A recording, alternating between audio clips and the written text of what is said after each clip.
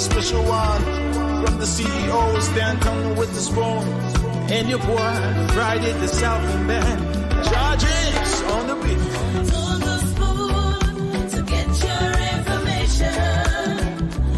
On the spoon to be part of our discussion.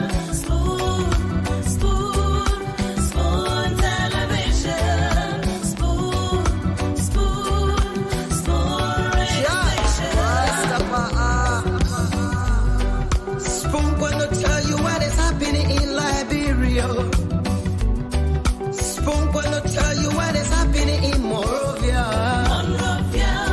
Spoon gonna tell you what is happening in Africa. Just to spoon, you will know. If the children crying for starvation, just to spoon. You want to get a news update, my brother, to spoon. You want to know what is happening, Moravia, to spoon. Politicians want to make their decision, just to spoon. You want to know what happening in the ministry, to spoon. Yeah, to spoon. Yeah, to spoon. You from Bonjama, Maryland, to spoon. Yeah, to spoon. The confrontation. If you eat a pound, gradually, my brother, to spoon. We have grievances. You got a spoon TV, you got a spoon radio, to spoon. Yeah, what transpired last week. We're going to show the public we're not happy again. Everything is changed. Rastafari issues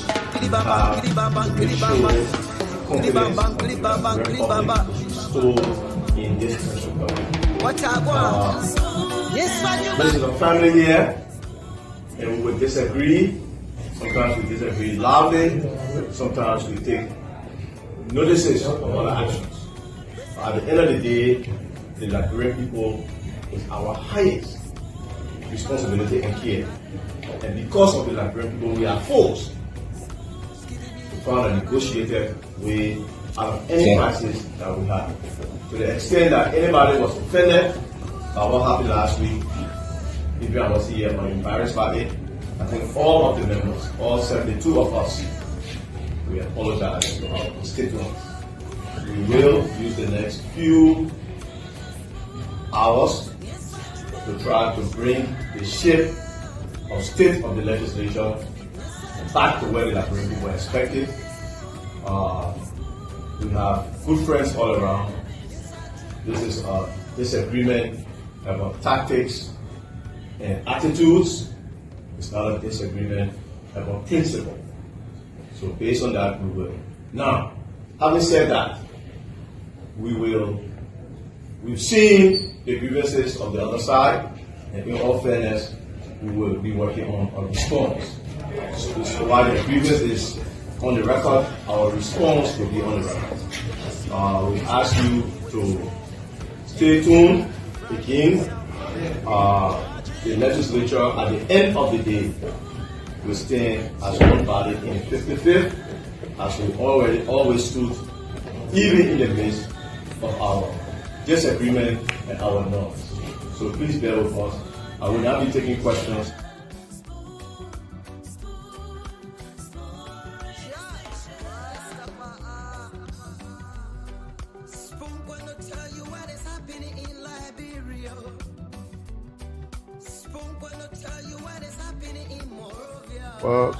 Good evening to Spoon TV and good evening to the global community this evening listening on our voice.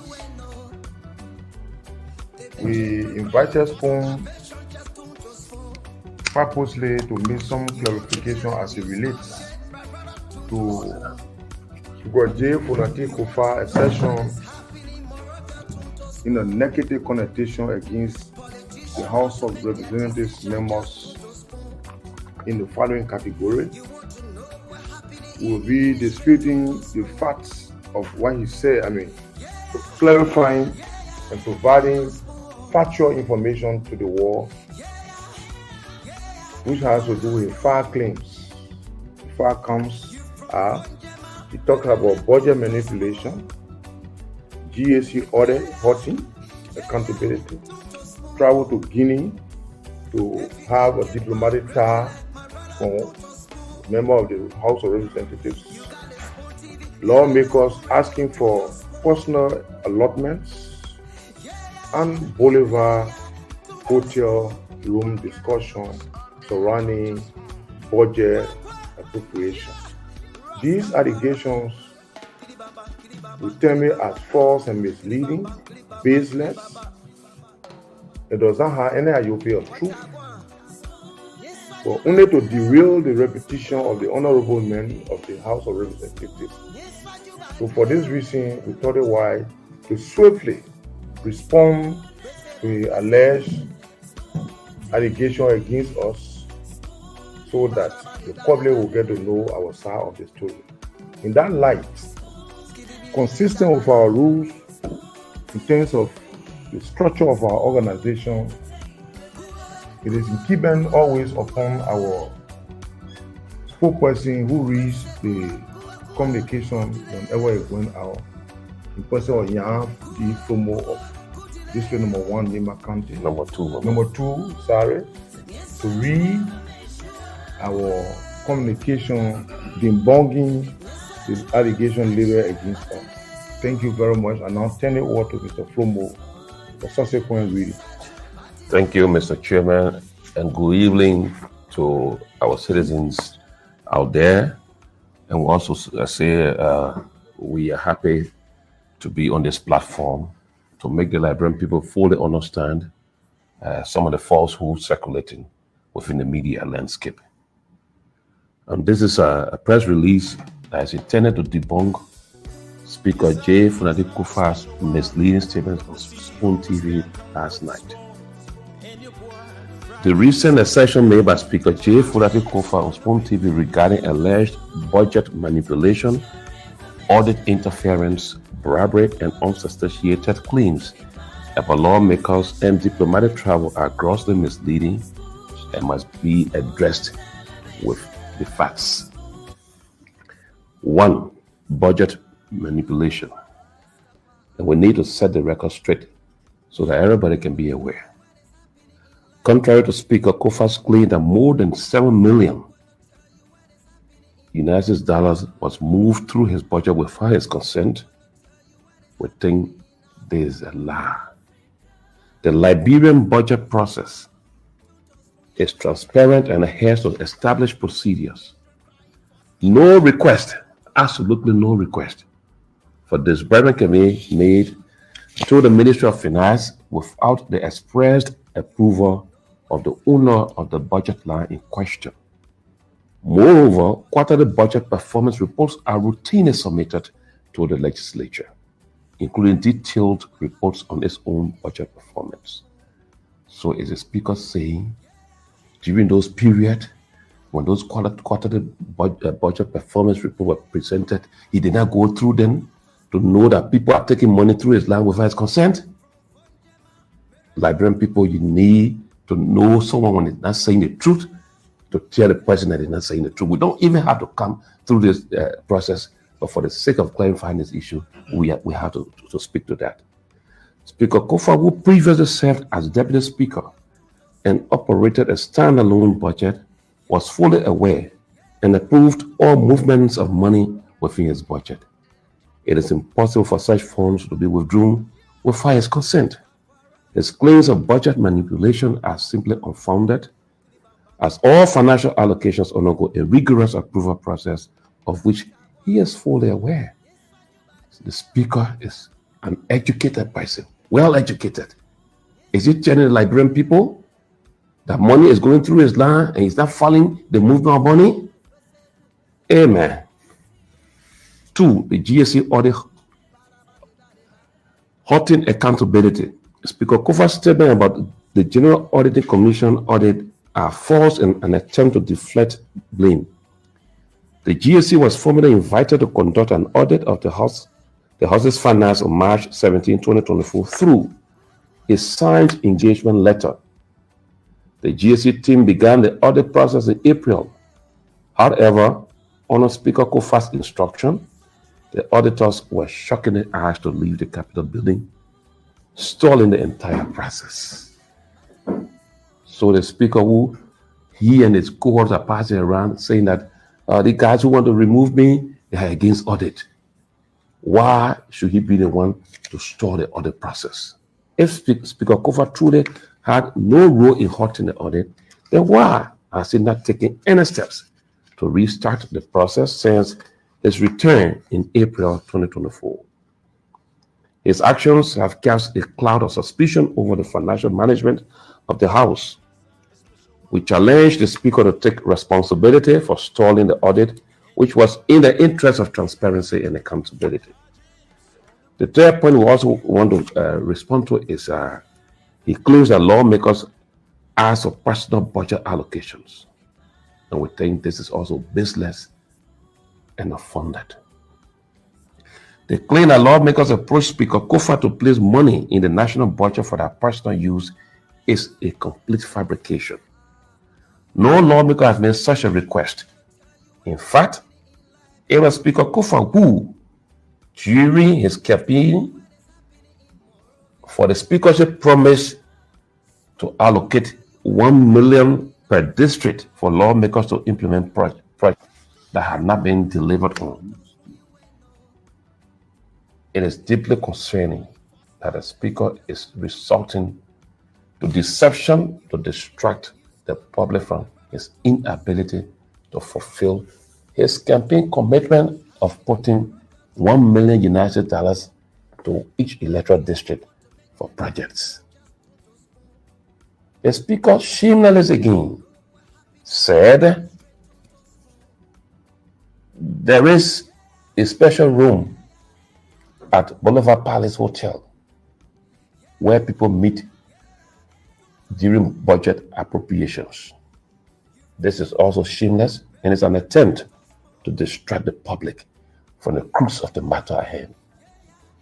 Speaker Kufuor's assertion that Boulevard Palace Hotel Room 1026 was used for budget hearings and that lawmakers use this as an opportunity to extort money from ministries and agencies is nothing short of another falsehood.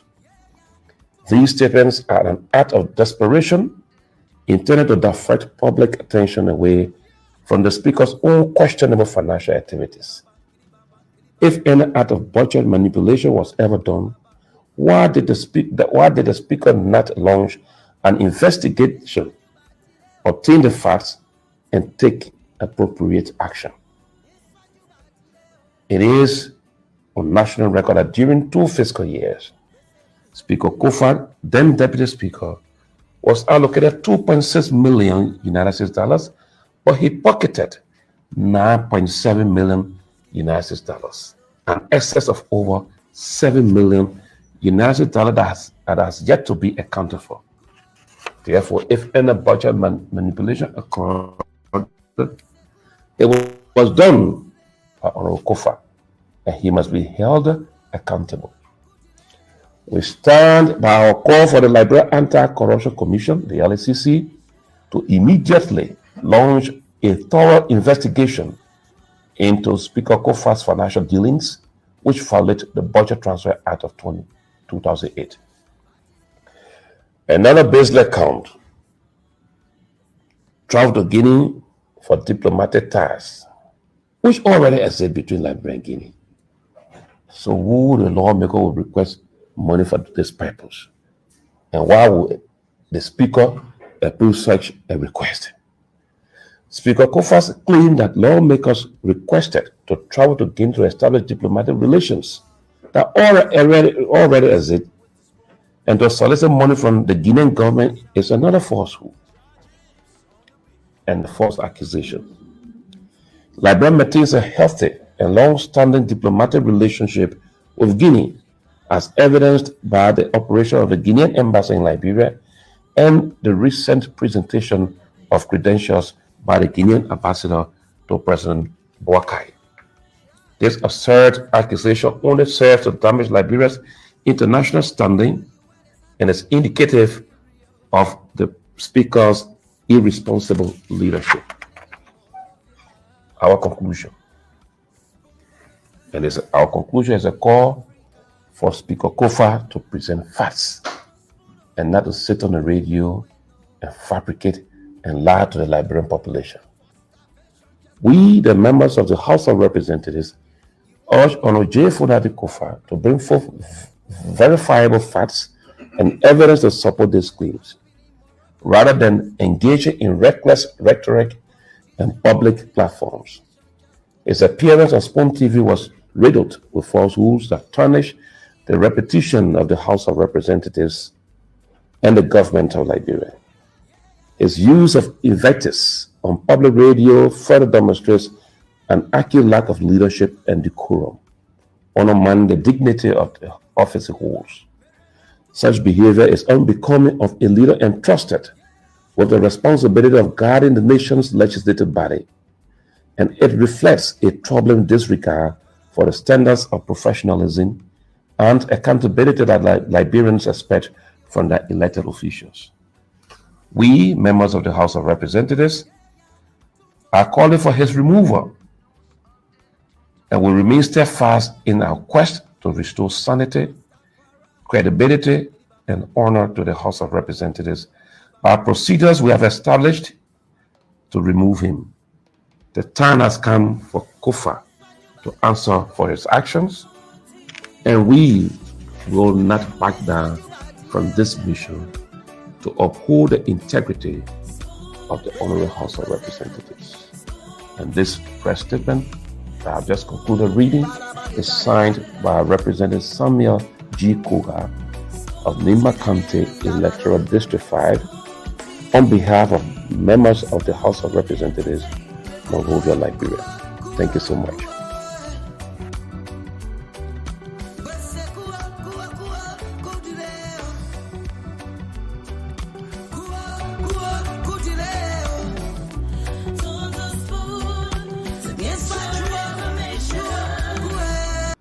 Well, Tune to Spoon to get your information, Tune to Spoon to know what's happening across Liberia. I'd like to welcome everyone again to this edition of the program. This is the late night show, the late night politics on Spoon. We are here again live across the Spoon network, Spoon FM 107.5, Fabric Radio 101.1, and several frequencies across the country. And we are live online as well on Spoon TV, Fabric TV, and Super TV.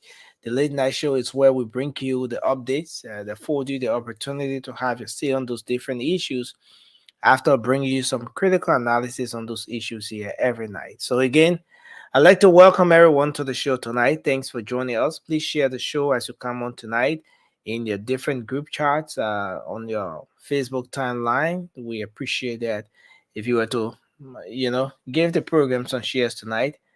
As we step forward to have a great conversation tonight. A lot has been happening in the country. So many things happening across Liberia.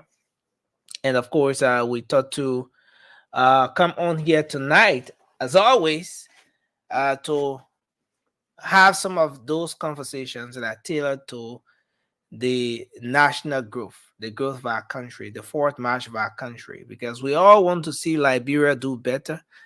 But we have different perspective on how we think that is possible, and it depends on where one sits, and that's why it's important that we engage in conversations like this, because no matter how odd, no matter how impossible certain things sound, there's always something you can pick up from every single idea that someone has to push. And so that's why we're here tonight. I'd like to say welcome to everyone. Let me just recognize a few of you in the comment section tonight. Our dear sister Lavette Bondo is here tonight. Thanks for joining us. Ruth Goba has joined us as well. Chris Wata has joined us. Thanks for coming on tonight. Louis Merchant is here tonight as well. Ruth Goba, Nathaniel K. Hill. Louis, I see Madam Marcia Snelling is here tonight. Thanks for joining us. Moses Colley, Freeman, our dear sister Keseli Smo. Keseli Smo is joining us from Bond County, District number 7. William B. Morris is here tonight as well. Mike Eman Lastborn, that's the name. Thanks for joining us. Yaya Jessica Davis, thanks for coming on tonight as well. Nadeline Weir, Kevin King, and Nathaniel Cahill, Woodward. Thanks to everyone for coming on tonight. Eric McGill, Mariah Sando Ninatu. Thanks for joining us, ma'am. I see Hashim Famule is here tonight as well.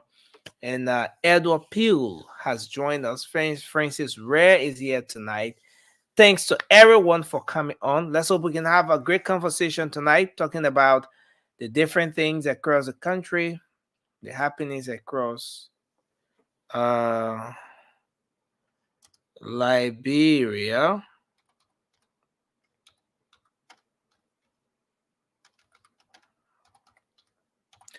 The happenings across Liberia. So thanks to everyone for joining us. Now, last evening was a great show.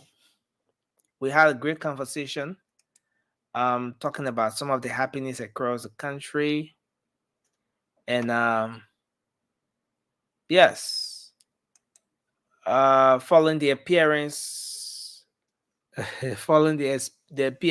the speaker, making some analysis around some of the very issues he raised, some of the things he talked about. Yes, room 1026 surfaced in the conversation where the budget line get manipulated, altered, or compromised, if you want to say it that way, allegedly by the speaker. And all those different issues were touched. Why the folks are taking the action they are taking. He went on to say that he will not resign, and that, in fact, by law, he can mandate the sergeant at arms, and the sergeant at arms has the legal authority to go to the offices of those lawmakers and mandate them to go to session. So moving forward, especially like tomorrow now being Thursday, this is what we're going to see. We are going to see the folks, the sergeant at arms, going to those different offices and making sure that those lawmakers will go to work to do the Liberian people's business. And of course, a lot of other things were highlighted last evening from the speaker's presentation. He spoke about how his colleagues will engage him most times to compromise, to get involved with some financial improprieties, wasteful spendings, and wanting to negotiate with the executive for the passage of certain instruments.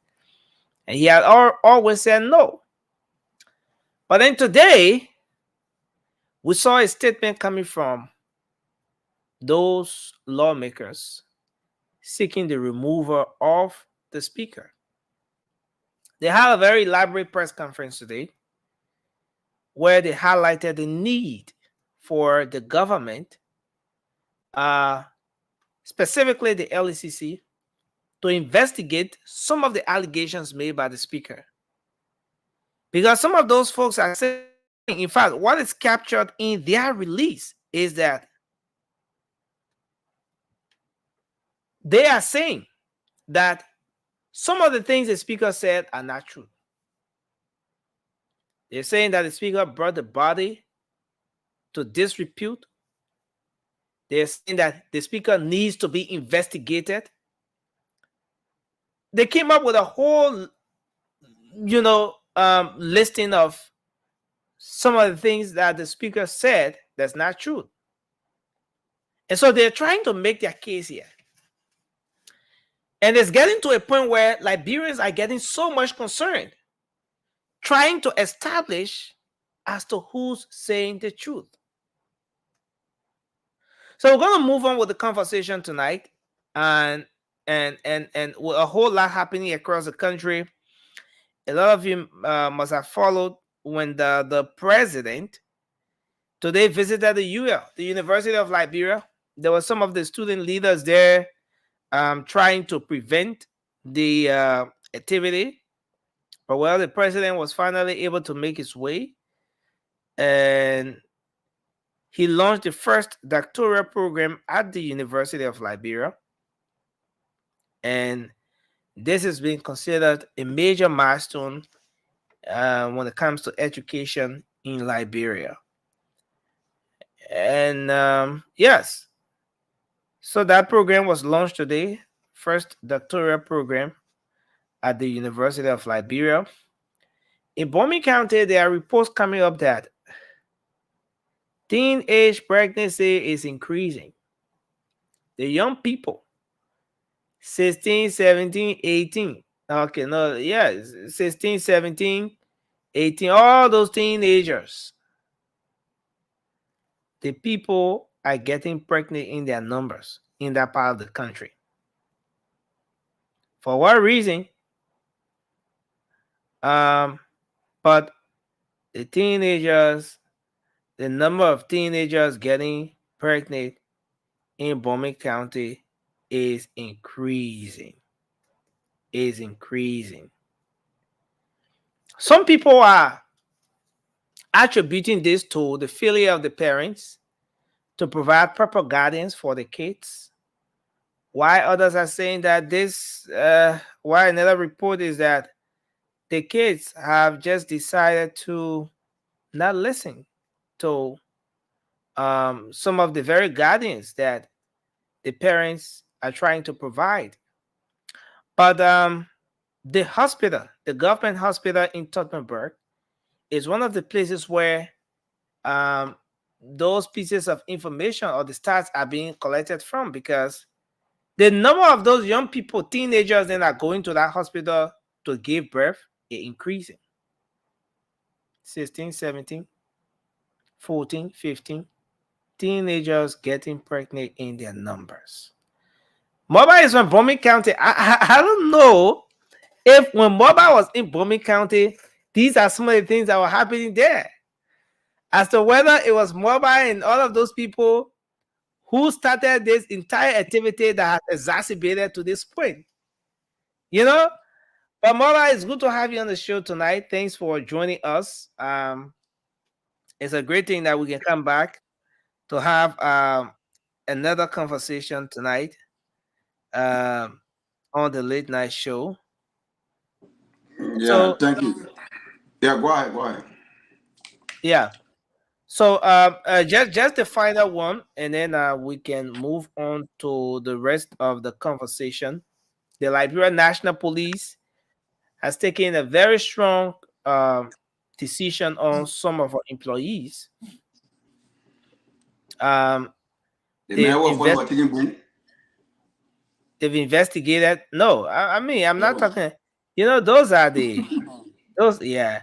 They've investigated, charged, and sent to prison 3 employees of the Central Bank of Liberia for theft of over that's 961,000 United States dollars. The situation that is being circulated on the social media is my roof says she's from Bomi County too. Yeah, my roof. This issue is important. There's reports coming. This particular report coming from Bomi County is alarming. Teenage pregnancy on the increase. But Mobile, go ahead, man. Let's hear your opinion, then we can start the show officially. Yeah, thank you, Nasty, and thank you to our many listeners. Look, but listen, man, Mobile, you are one of those guys who can mobilize during the election. You said you mobilized some guys. What are you doing about your beloved Bomi County? Teenage pregnancy is on the increase. Are you going to mobilize social workers to go and sensitize and educate the young people? Are you going to Nursing, all the things derived from poverty, nursing. No, All come the on, things come on, derived. Baba. No, If you listen, say let me, teenage I know my pregnancy reason. derived from poverty, Yeah, then nursing, I mean, nursing, where do listen. we come Okay, from with finish. that? Okay, finish. Let me give you my reason why I say that. Okay, go ahead. Give your reason. Now, okay, let me give you let me give you a breakdown why I say all the things derived from poverty. Look, nursing, if you're having a community, you're having a group of teenagers, they going to school, they get no way of income, right? And you get somebody who probably helping them, maybe just to get them $5, they're hungry, can't wash my clothes and things. End of the day, nursing, if you carry a statistic now, right? If you carry a statistic now, all those children they are talking about, right? The percentage of people pregnant to them, right? The more than the above 2021. The above 2021. That's the reason. That's the common 2021 reason. as in year or what? Yes, in age. In age. The above that age. The people who maybe Or they do above something. 21 year. But Yes. mother, how Yeah. do we even face that as an excuse? How do we even face that See, as a reason for teenage Nothing, because pregnancy? there is no It's nothing. increasing because the young girls, the young lady, the young women who should be groomed, who should be going to school, are getting pregnant in their numbers. Should we That's also where look at the education. young men, the young boys, the young guys in the community who are just going around and impregnating the people, teenagers and all of those things? Do you think we need to have a stronger law, stronger penalties, stronger enforcement when it comes to this whole Yes. rape thing and stuff like that? Because this is Nothing. alarming. Raymond, welcome to Nothing. the show. It's good to have you. Yeah, that's it. Let me come in before my brother will come in, right? That's it. That's where education. That's why education came. Come in, right? To educate them how and when all the stuff. But then the most important part, I think the government get a bigger role to play in the technical process in ensuring that like from certain age you see in the country, nursing you can be big data don't pop up, right? So long you're not reach that 18 or 19, bro. You go try that nonsense to anybody child. What are they agree? They not agree, you go into jail. So, and there are a lot of measures the government can put into place to at least minimize the teen pregnancy in Liberia. Because look, Nelson, it's too much. It's too much. Look, you must know when we put bringing these type of things, you must know that the process. I mean, the act is too much. And when you and just what I said, Nelson, all the things derived from poverty. When you see children going to school, they get activities, they get other things. They into people. They they too much into. But again, Mother, the whole argument about poverty being no, it's responsible. included. Nothing is included. You can't take poverty from there. I'm telling you. It could be argued though because you can't take it from there. There are kids who have everything to, everything they need to keep them, stable. Nelson, when we're talking about the statistics, right? Yeah, Nelson, when we're talking about the statistics, if you realize, or maybe you go do your own investigation, the statistic of teenage pregnancy it derived from poverty, and the percentage should be close around maybe 70-75%. Go do your investigation. You can't tell me say what no, but where are you getting your numbers from before I go? I'm getting my number from this thing. Where are you getting your number from? Tell me the because it is the reality. Our on certain program on our Sunday before, so we were able to sensitize some of the teenager girls and things, and we found out that majority of those children who are getting pregnant, they were getting pregnant from people who were more above them and were able to assist them with something. And the statistic came close to 75%. I'm telling you, Nelson, go do your check. Go do your check. Wow. I see people who below that age, maybe they get money. But Nelson, when you're making a statistic, it's very low. It's low. Thank you, Moba. We're just about to start the show, but providing the updates, we thought to just take a minute or so on this thing. Raymond, there's report of teenage pregnancy being on the increase in Bombing County. The hospital is recording very, very good number of teenagers. In fact, the people who are of age that are supposed to go and give birth, if you're matching that, if you're trying to compare that to the number of teenagers, the teenagers are in the majority. Young people, 14, 15, 16, a lot of them getting pregnant in Bomi. So Nelson, that isn't new in our society. And there are multiple factors. Malva alluded to a few. Poverty is a part of it.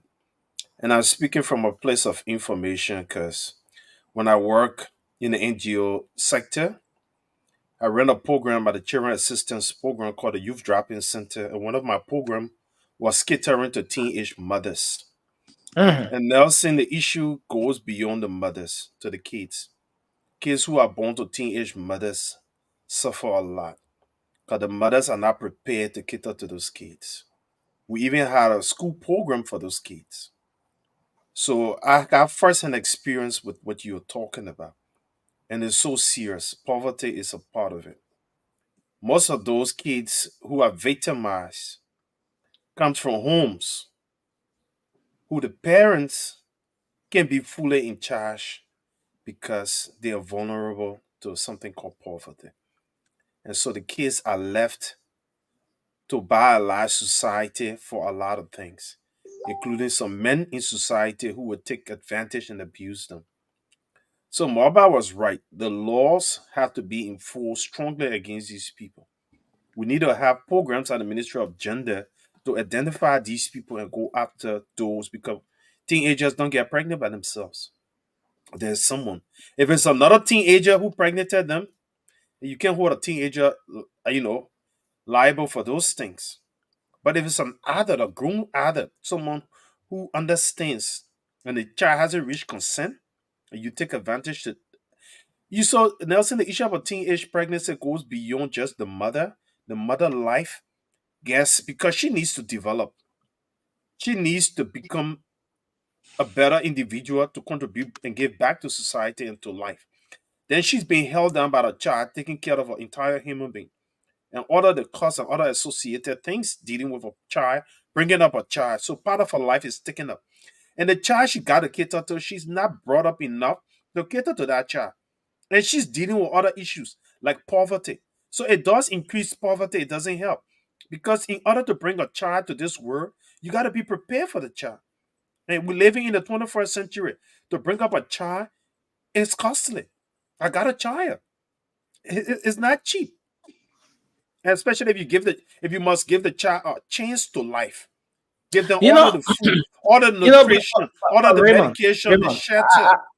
I want to interrupt you a bit. If the issue is heavily if this thing is happening as a result of poverty, so many people do not have what it takes to bring the kids up, to give them what they need, to make them better persons in society, to further prepare them and stuff like that. And then in the process, they'll go out there. Should we do? Is there any reason why? Is there anything you think national government can do to address these issues? Aside from just, yes, I know you're going to talk about education, sensitization, and stuff like that. But is that do we need to start having a situation where the families, let's say the parents, maybe will be forced to provide certain standard of living or whatever? I'm trying to find the best way to put it, man. What can the government do? Is there a way that the government can come in? Or should we get to that point where we say, okay, in a country, maybe we'll come up with a policy that nobody should born more than 3 children, or nobody should born more than 1, or nobody should have no couple should have more than 2 kids or more than 1. Is that going to help? So Nelson, it's difficult to legislate some things. But what government can do in the first place is to ensure that the federal government's social services works, including that of gender and development, in order to have programs to cater to these issues. Because when you identify a problem in your society, you solve it. You use government resources. What the people at the legislature doing? Taking the money and eating all of it and counter accusing one another. Identify issues in the society that need to be resolved and put our dollars where there are issues. So that's one thing. Identify programs, people can look at it, work with local institutions like NGOs and others to identify, go into society where these things are prevalent, try to talk to those people, identify what are the issues, and try to form programs to identify those things. But on the other note, government needs to enforce the rape law. Because if a child doesn't reach consent, they cannot give you permission to have sexual intercourse with them. That's rape. Because that child hasn't reached consent. So any grown-up who having sexual intercourse with a child, impregnating them, that person should be held liable. But then come another thing again.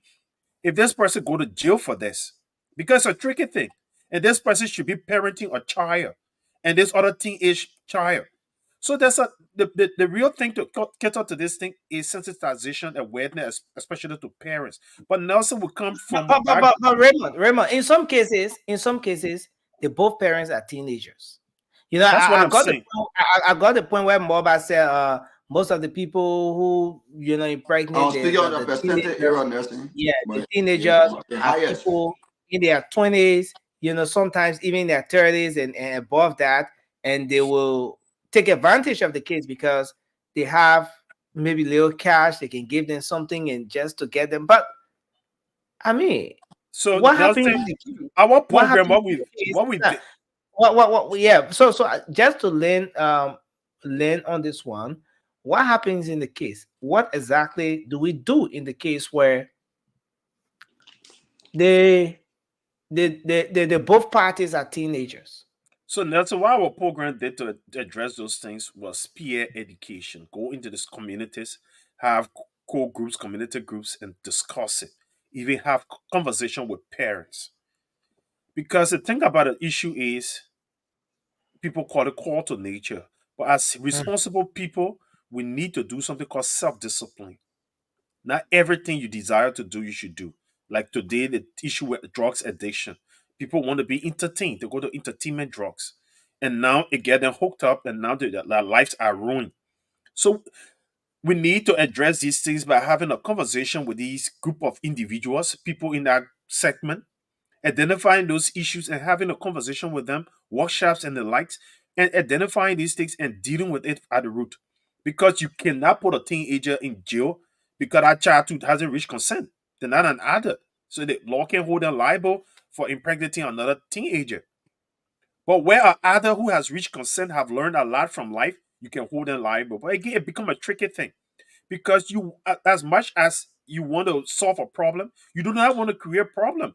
So example, if an adult, and Nelson, this thing to discuss it too, we have different culture in our communities. Some of our culture identify a woman when she can menstruate. And some of these teenagers are menstruating. So for years, that's how people gave people out in marriage. So when she reached that, they say she's a woman. But today we got a law that gave age. And the people that were not using age, they were using the human development. So there's a tricky thing to do, but I believe the government should take a serious look at it because our country is poor, least developed. We don't have basic services. We cannot start bringing kids into this world that we are not prepared for. We can't cater to them. A lot of them. I listened to a low podcast yesterday of a child prostitute. A child prostitute. Yeah, sometimes that's how some of these kids end. And the child said her mother too was a prostitute. She don't know her father. She didn't receive love in the home. Nobody to cater to her. So as a child, she started to get in the street and look for it. And she talked about how she can steal and all from people. And she said her street name is some kind of pepper dust, senior and all of that. Nelson, that's the reality of our society. Government needs to address this thing.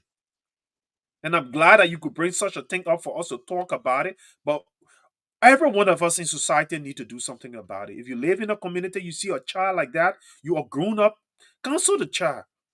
Not because you didn't give birth to them. Let's live as a society. Let's live as a community. Let our neighbor problem be our problem. When you have a hand, you can help a child to send them to school and redirect them. When you see them going astray, do that. To whom greater is given, greater is expected. And if you're in a society, you're knowledgeable. Bring the kids together, talk to them. When you see a little teenager messing around with a little teenage girl, call the boy if you're male. Talk to him, guide him. Some of them don't have grown-ups to direct them. So they're going astray. We need to redirect, but government needs to put our money into these services, form partnership with these local organizations, not governmental organizations, and help address these problems. That's how we're going to solve. Thank you.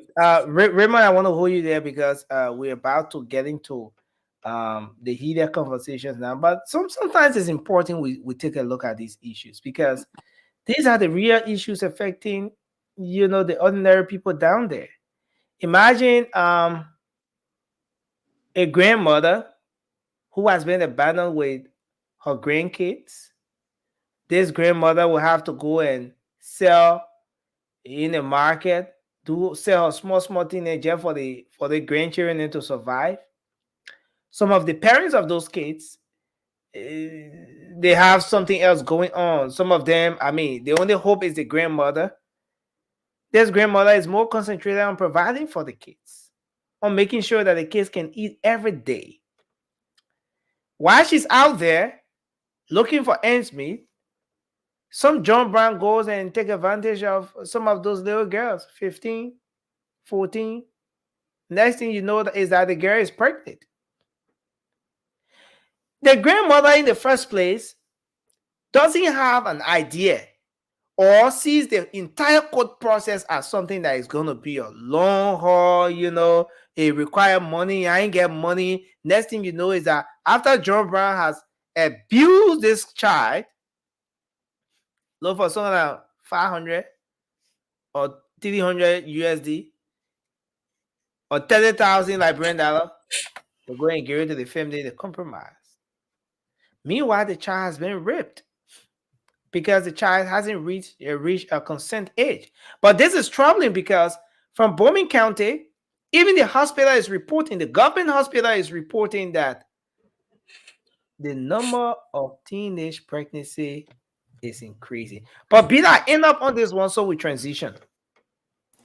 Yeah, thank you for having me at Nursing. And let me begin the conversation by saying good evening to you, Mulva, and Raymond, and to all women in Liberia. The guys just touched some disadvantages and advantages that young people are faced with, especially we're talking about teenager.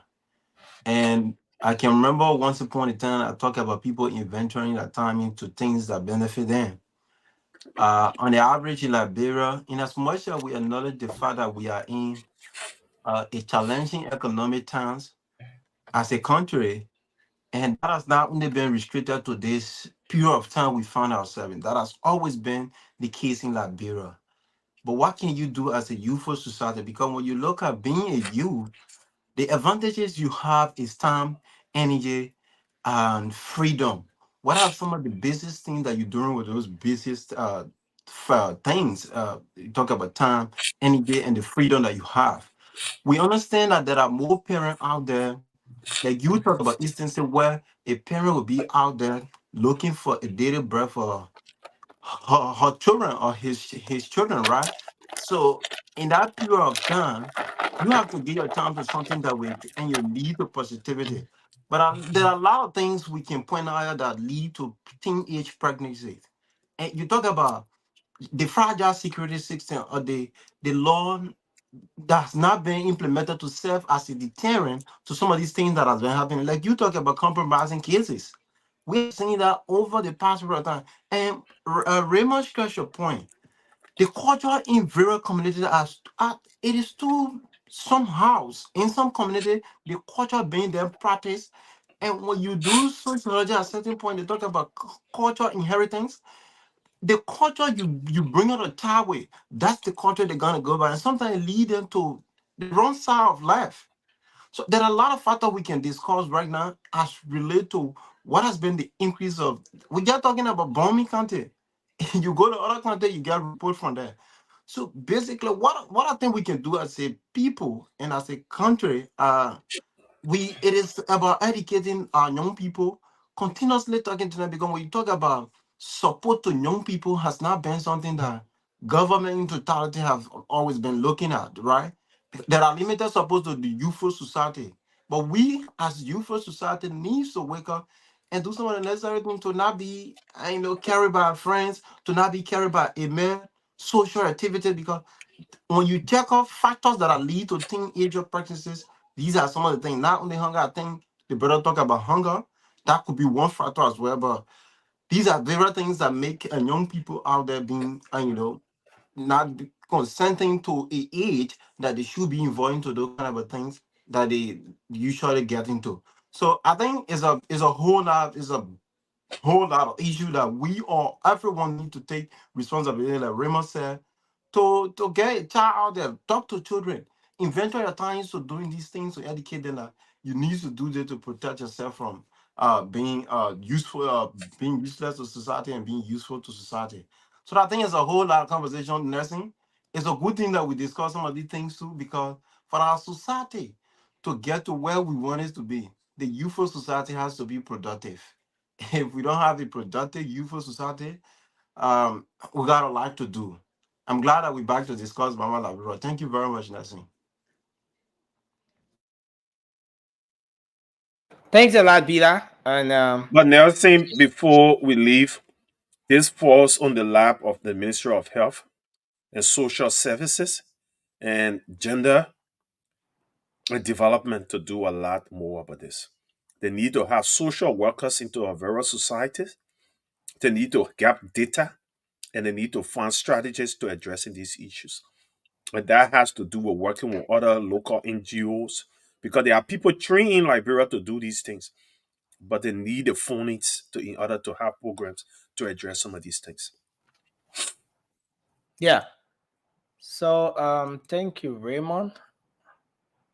So let me put this up. We're gonna go to this statement from the lawmakers. The majority bloc released a statement today following the appearance of the speaker. Today, the speaker had another media engagement with a couple of media institutions. He was being interviewed. He was being quizzed. He was being asked so many questions with respect to the happenings at the legislature and the reasons behind the quest for his removal. And the speaker went on to touch on a lot of issues today. So what the grounds of the legislature is going to look like tomorrow is what Liberians are looking forward to seeing. But this is where we are. Senator Edwin Melvin Snow, who was a speaker, removed 17 years ago, did it right up. And the senator says, time and season. 17 years ago, when I was an embattled speaker, some of those are considered friends, closest allies, and ranking committee chairs were those who led the process and signed the resolution to get me out. Moral of the story: most times, the people you help the most and bring into your inner cycle are the very ones who will be the first to go against you and convince those you kept a distance to join them. Trust no future, no matter how pleasant it may seem. Look, this is someone who had similar experience. I mean, and for him, he experienced this over a decade ago, close to 2 decades ago, serving as the youngest speaker, 36 years old, and from the blue sky, the process started. A vote of no confidence, his colleagues don't want him, they want him removed. Though he came on, he said at some point, yes, he felt that because he was a speaker, he felt like he and the president, they were equal, and so he was giving the pressure that go with being young. He was trying to be zealous, and then since he wasn't aware of everything it entails, he was removed.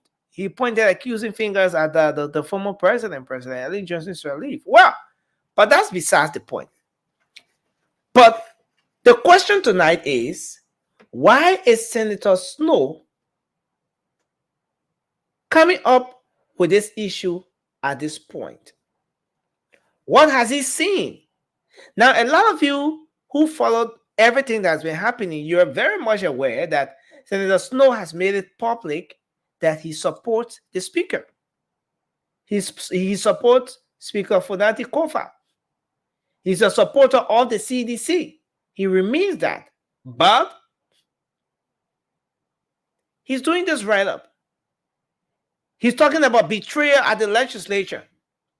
That the people who were in his cycle, the very people he brought in his inner cycle and thought to be his buddies, his allies, the people that he would do anything for, those were the very individuals who started to sign the resolution for his removal.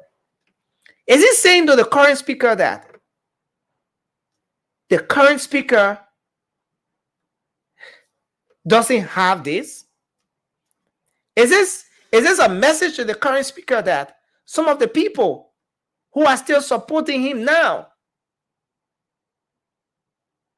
or pretending to be in support of him now will not have his back when it gets to that point? Yes, I know he ended the letter by saying, don't trust any future, no matter how beautiful it seems. But this is Senator Snowe, one-time Speaker of the very House of Representatives, the very place where Speaker Kofa sits right now, doing this write-up at this critical point, this critical moment. I mean, what does this imply? I want us to start the conversation from here. Let's start with you, Raymond. We're gonna move to mobile and go around the table. And next, we will digest the statement from the renegade black of the renegade lawmakers. They responded to the speaker today. But let's make some analysis around here, Raymond. Why do you think Senator Snowe is coming with this write-up? What do you capture from this write-up? What message is to the current speaker? The first clear message I capture from the write-out is that these people are using the position of the speaker to exert their influence for their selfish gain. Who? Why should these people? Speaker Kofa said yesterday, he said people I want and dine with.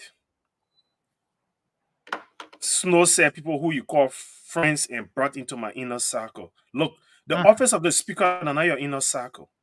It's the Liberian people's job.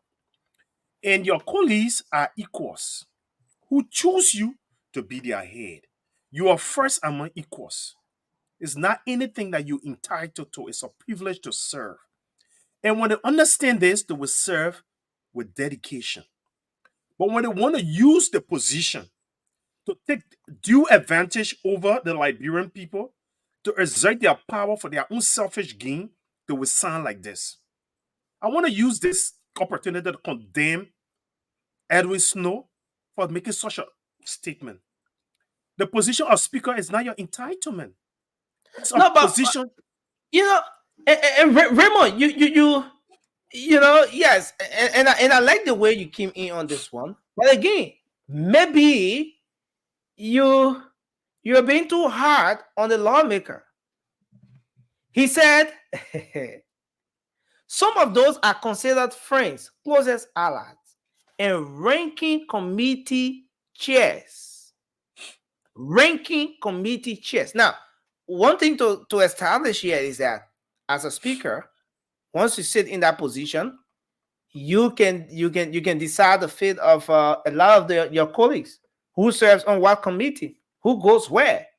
So he started with the people he considered as allies, and later went to ranking committee. Now, what he's saying here is they were not just my allies, but I went as far as making them ranking committee members.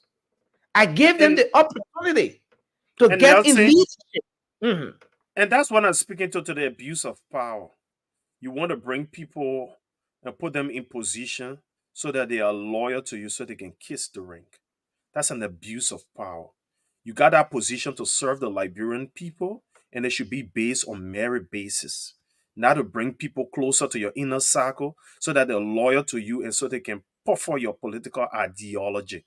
That's an abuse of power. That's corruption, and that should be condemned in a stronger term. And let me use this opportunity to condemn Senator Snow. Senator Snow is one person who hasn't done well for that country. Since Charles Taylor time, he would serve at LPRC. He served different roles in that country. He had only amassed wealth at the expense of the suffering Liberian people. The same with Speaker Kofa. He's rich. And the people that serve it are poor. But they want to use power to satisfy their interests at the expense of the people. That's what Speaker Kofa would say people are one and done with. No, these are your colleagues. These are your workmates. The Liberian people elected you people to do their business, not your business. So you serve as speaker as a position of privilege. Again, Raymond. I understand where you're coming from, but is it also fair to say that those colleagues of his, in the case of Senator Snow now, when he served as speaker, the people he gave the opportunity to serve as ranking committee members, is it fair to say that they were not entitled to that? That as speaker, he could have chosen someone else, but because he confided in them, he trusted them, he saw them to be people who would have his back. That's why he gave them the opportunity to serve. Is it also fair to say that just as the Liberian people will look at someone who came from among them and select that person or elect that person to become a speaker, not their right, but a privilege given to them by the people to serve? Is it fair to say that? That which you just described is tantamount to an abuse of power. When you're the speaker, you should not be giving people positions, ranking committee positions, because they will be loyal to you. You should do it based on merit basis. And they should elect their speaker based on potence, leadership skills, character. And so a leader who's being elected based on character and who consider himself first among equals, so he see his colleagues as his equals. But because he has some skills, he has some knowledge, he got some experience, and he has some discipline with character, he's the first. So he looks for the best among the group and not for loyalty. So whenever they speak to him, they should speak from a place of objectivity. They should be telling him the truth without fear nor favor. But when you put people in position that you're expecting a return from them, that's corruption. They should be loyal to you because I put them. And that's the definition of corruption. But they're so bold. They can come out so clearly because we are in a very gullible society. We do not hold our leaders to standards. We don't use principles to guide us. We only use our belly. And we like the guy because he's a sweet talker. Like what Fanatic Kofa did and Kajor, all my colleagues on the show yesterday, all of them were talking about how he talked eloquently. But what was the substance of his eloquence? Nobody talk about that. And this is my issue. Edwin Snow can come up and say, people who are considered friends in my inner circle. Edwin Snow, it's not about your inner circle. It's about the Liberian people job. That's why you guys getting so rich down there. You can build a house because you've been a career government employee all these years, but you're rich. You worth more than several $1 million. Why should you work in government, earn several $1 million when the people who live around you are living in abject poverty? That's not the kind of leader I hear. But okay, so that's the kind of leader a lot of Liberians here. What message you think the former speaker Snow was sending to the current speaker? And this is what I'm trying to say. Corruption, that they can use their power, the trust that they've been given to serve the Liberian people, to solidify themselves, abuse power for their selfish interests. So he was telling, I experienced it when I got power, And we heard too that Speaker Snow at the time used money to influence his election. After he did it, the same people he influenced the election turned back and put him out. So he's saying the same thing. He said, look, that's how it goes. But I'm saying, on the contrary, people should not be loyal to you. They should be loyal to the Liberian people. And you people go to do a piece of work, and it should be based on merits and objectivity and not loyalty and inner circle. Those kind of things should not be inner working of our elected officials. They should be doing the Liberian people business and not their selfish interests. And that's what Edwin Snow just made clear to us. I want to hold you there, Raymond. Let's take Moba on this one. Moba, you saw the wrap. Yeah. I saw the post from the senator, the Honorable Senator Eddie Murphy Snow. But look, Nelson, I think it is time for the Liberian people to take on the street. Because if you start seeing lawmakers talking about you get my back, I get your back, then you must know that corruption. You must know in our identical inner circle there are corruption, there are clique. Because why would you say people, the same people you go around are the same people we end up bringing you down tomorrow and they will champion. But is he trying? Don't you see this as an advance? As nothing. Almost because Snow trying to advance the current. I think the main. Why do you think he's even saying it now? Yeah, he's saying it because he's seeing other people. Because he's saying it because according to what we just saw, he said he was closer to people who he trusted. And later on, they betray him. So he said they were the first people to sign the resolution. Listen, and Mama, this is very big.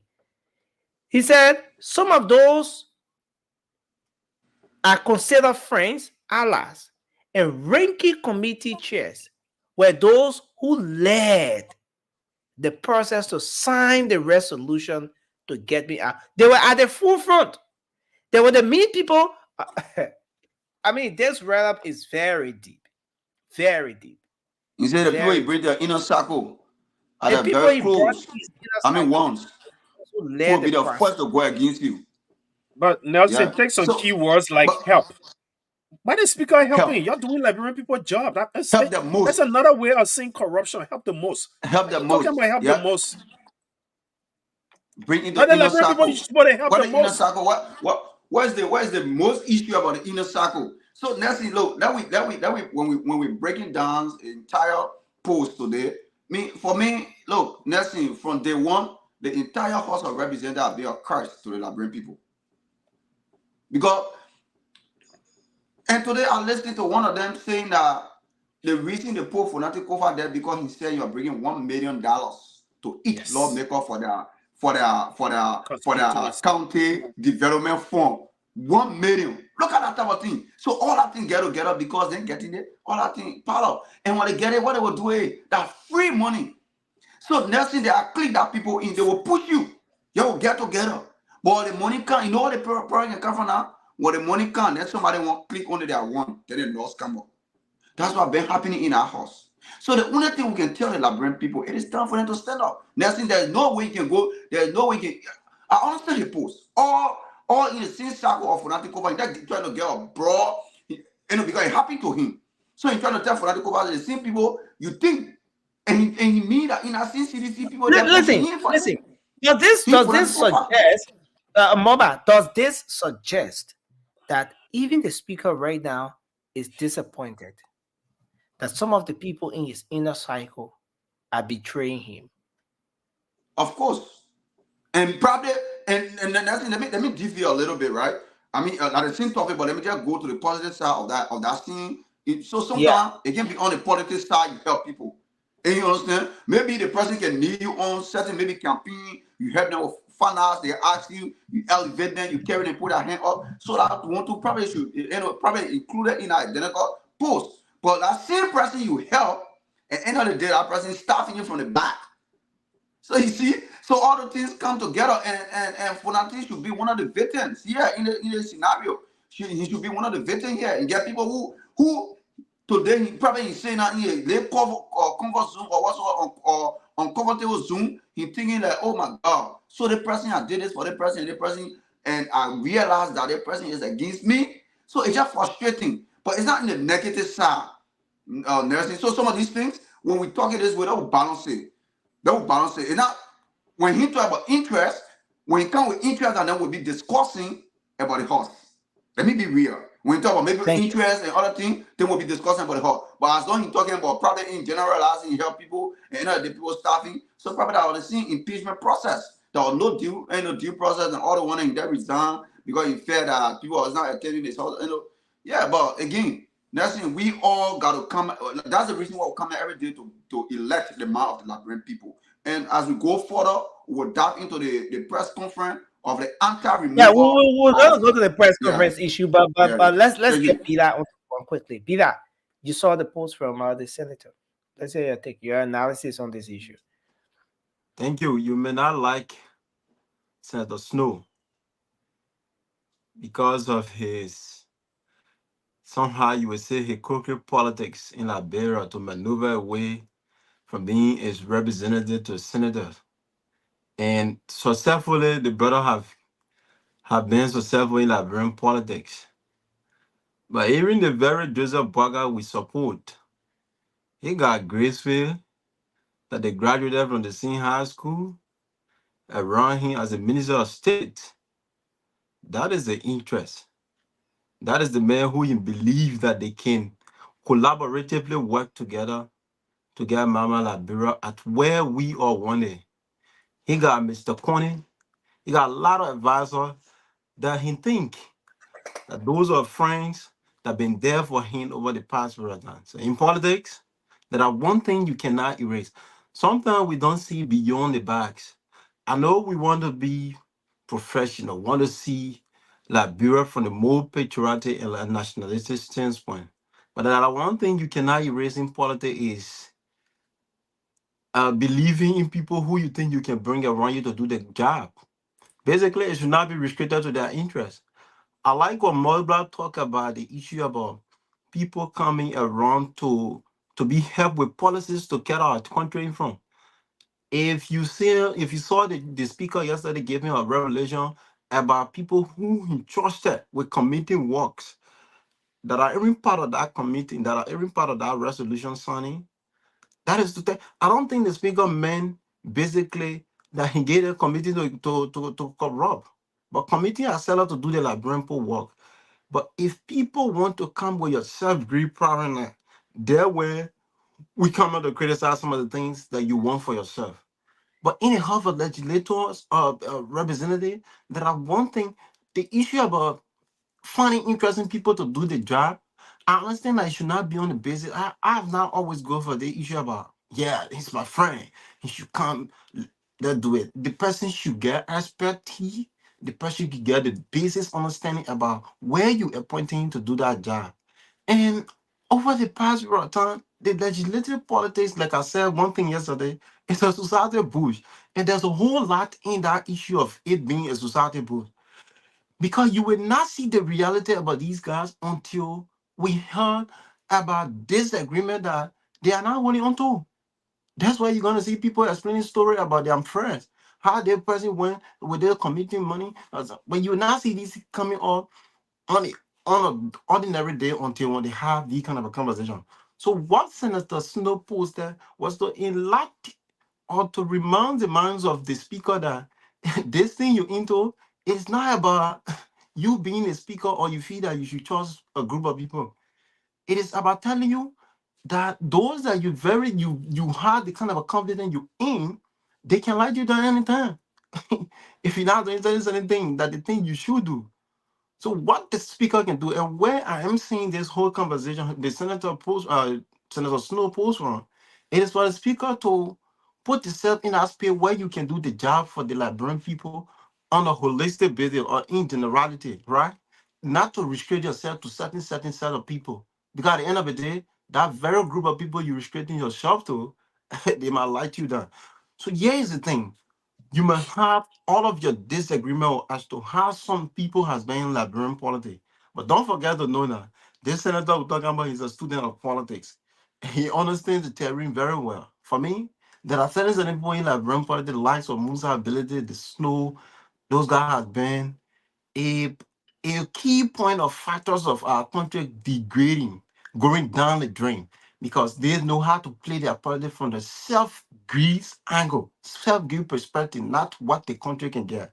So I've not liked their politics. But nursing, the House of Representatives, right? You've been there, you've been around Liberia as a media practitioners, and you've been seeing Hulubalu sagas as related to how the country has been hostage in another sense from these guys. Because while we're in, like, Mobile talk about somebody having an interview talking about they should have 1 million in a budget for an county development fund or whatsoever. And there are procedures to how county development funds should be even given to a lawmaker. So if we are having somebody agitating because he wants to take out a speaker because of county development fund, then where are we going as a country? Sometimes friends or even states on the platform is us no mean that we have that branch of government, because it's not been useful to the society. Because if you are a branch of government having that power and should do the necessary thing for the Liberian people, but you want it for yourself, then there's a problem with our country. Then we need to revisit some of the business law that already established the structure of government, how government should function. I'm not seeing no progress as related to the lower house with these sagas until we can sit back as a country to review some business law. If not so, I'm yet to see us making progress, especially from the angle of the first branch of government. Nelson, just a few seconds, if I may. That whole post, Speaker Snow posted, what's in it that is patriotic for the Liberian people? If it's not about self-greed, control, power, nothing. You can see the post. No line in there talk about the welfare of the Liberian people, the well-being of the Liberian people. Nothing nationalistic, nothing patriotic. It's all about self-interest. It's all about power, how to hold on to power and abuse power for their self-protection. And they all got a job for the Liberian people, not themselves. But if they see themselves before the Liberian people, that's the reason after 177 years, we are as poor as we are, and they are as rich as they are. And the entire country poor. But Snow, who Mr. Career public servant, is rich, extremely rich. Look at his house that he built recently. Look at the house in the in the Pinsville area again. Nothing Snow does small. Work at LPRC that way. I think that's his first job he ever got in his life. Since then, he been in government all along. But see how extremely rich he is. They're stealing our money. Now, all they need the positions for to protect themselves after stealing. What else they do with the protection? When last you see Snow posting about ordinary Liberian people? What programs? The things we're discussing. When last Snow been discussing such a thing about teenage pregnancy and what can be done to resolve it? You're not talking about it. He post say he's in Barcelona. Who cares where you are?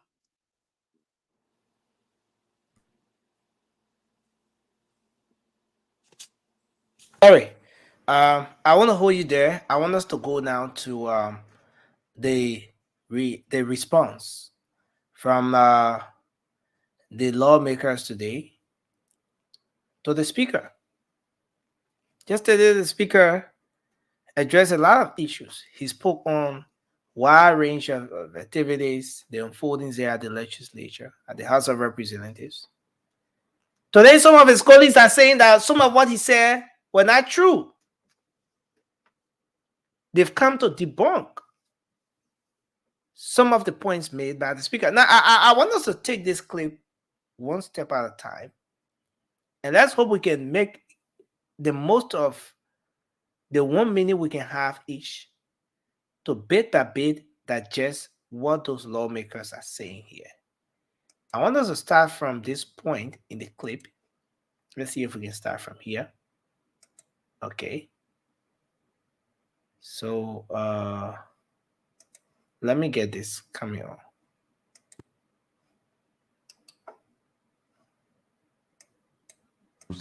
Is a complete fabrication.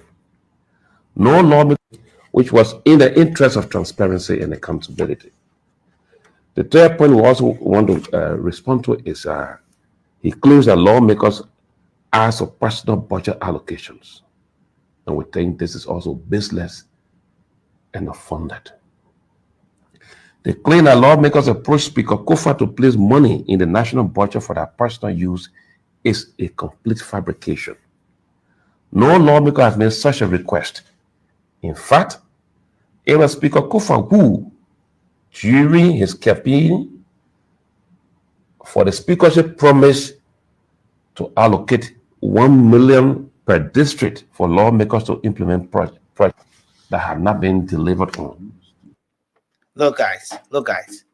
I want us to take this thing one step at a time. Yesterday, the speaker said that his colleagues have been pressurizing him to get him to make some appropriations, to negotiate with the executive for the passage of certain instruments, to get money, and all of that.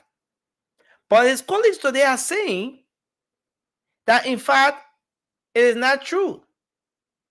It was the speaker, on the contrary, who promised them 1 million each when he wanted the speakership. According to them, the speaker promised them that he will make sure that 1 million will be allotted for each of them across the period for their district engagement, district development, and stuff like that. But again, if you want to go back a little, yesterday the speaker said when those lawmakers engaged him, he suggested to them that, look, we need you guys to do your projects this way. If you want to carry on projects, you want money for a project, though we can't do it that way. We can do business as usual. Let us channel it through LACE. And let's have LACE to be the institution that will run the projects. But the lawmakers today are saying something different. They said the speaker promised them 1 million when he wanted to become speaker, and up to now, he hasn't delivered on that. And guys, tonight, the question is, who's saying the truth? And no, Raymond, just before we start with you, we're going to take Mora and then go to Soiree. But I want to play just the few seconds of this clip. Then we'll have Raymond to come in with his analysis on this. Guys, let's give it 1 minute each, because there are a whole lot of points here that we need to digest every single step along the way. Kufuor to place money in the national budget for their personal use is a complete control. He claims that lawmakers ask for personal budget allocations. And we think this is also baseless and unfounded. They claim that lawmakers approached Speaker Kufuor to place money in the national budget for their personal use is a complete fabrication. No lawmaker has made such a request. In fact, it was Speaker Kufuor who, during his campaign for the speakership, promised to allocate 1 million per district for lawmakers to implement projects that have not been delivered on.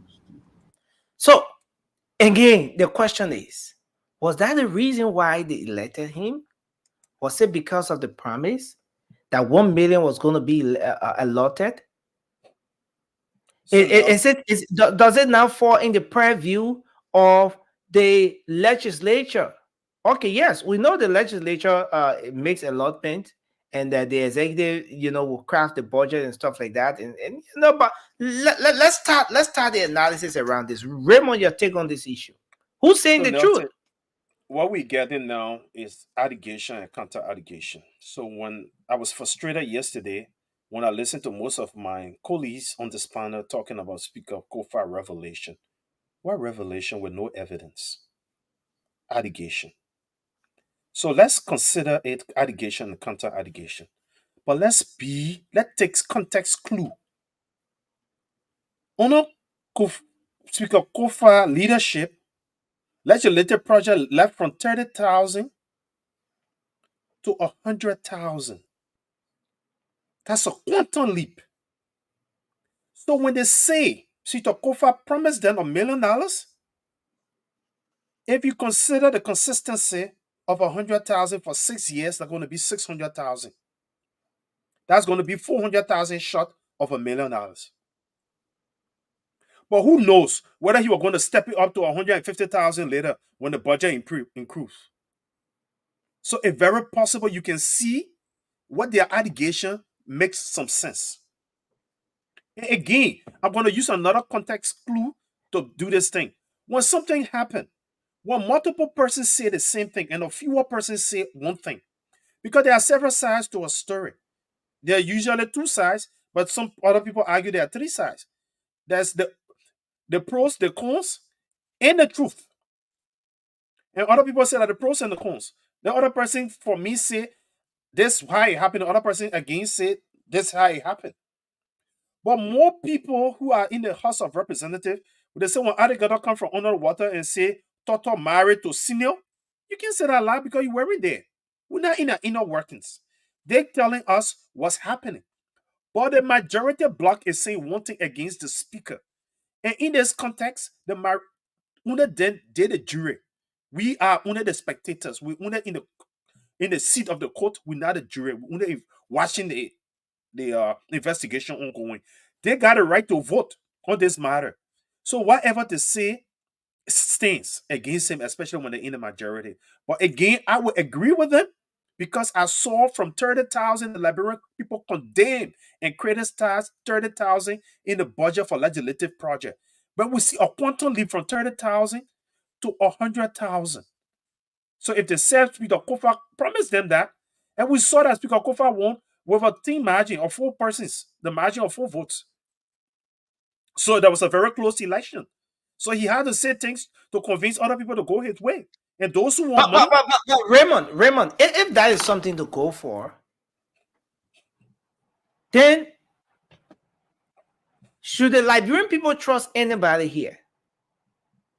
So no. And that's why I criticize the 100,000. And again, it's the legislators that approve budget.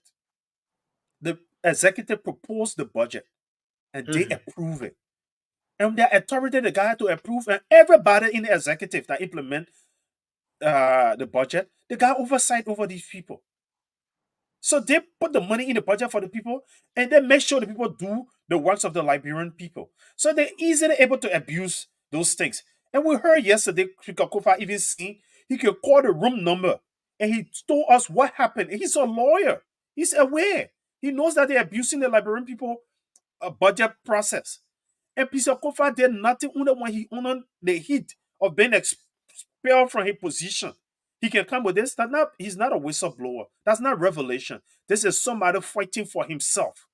And that's selfish. But unlike a lot of my colleagues yesterday saw it as a revelation. Why you only reveal things when they accuse you first? Somebody accuse you for something. Then you come and counter-accuse. Then a revelation? That's not revelation. Thank you, Raymond. That's he battling for himself. So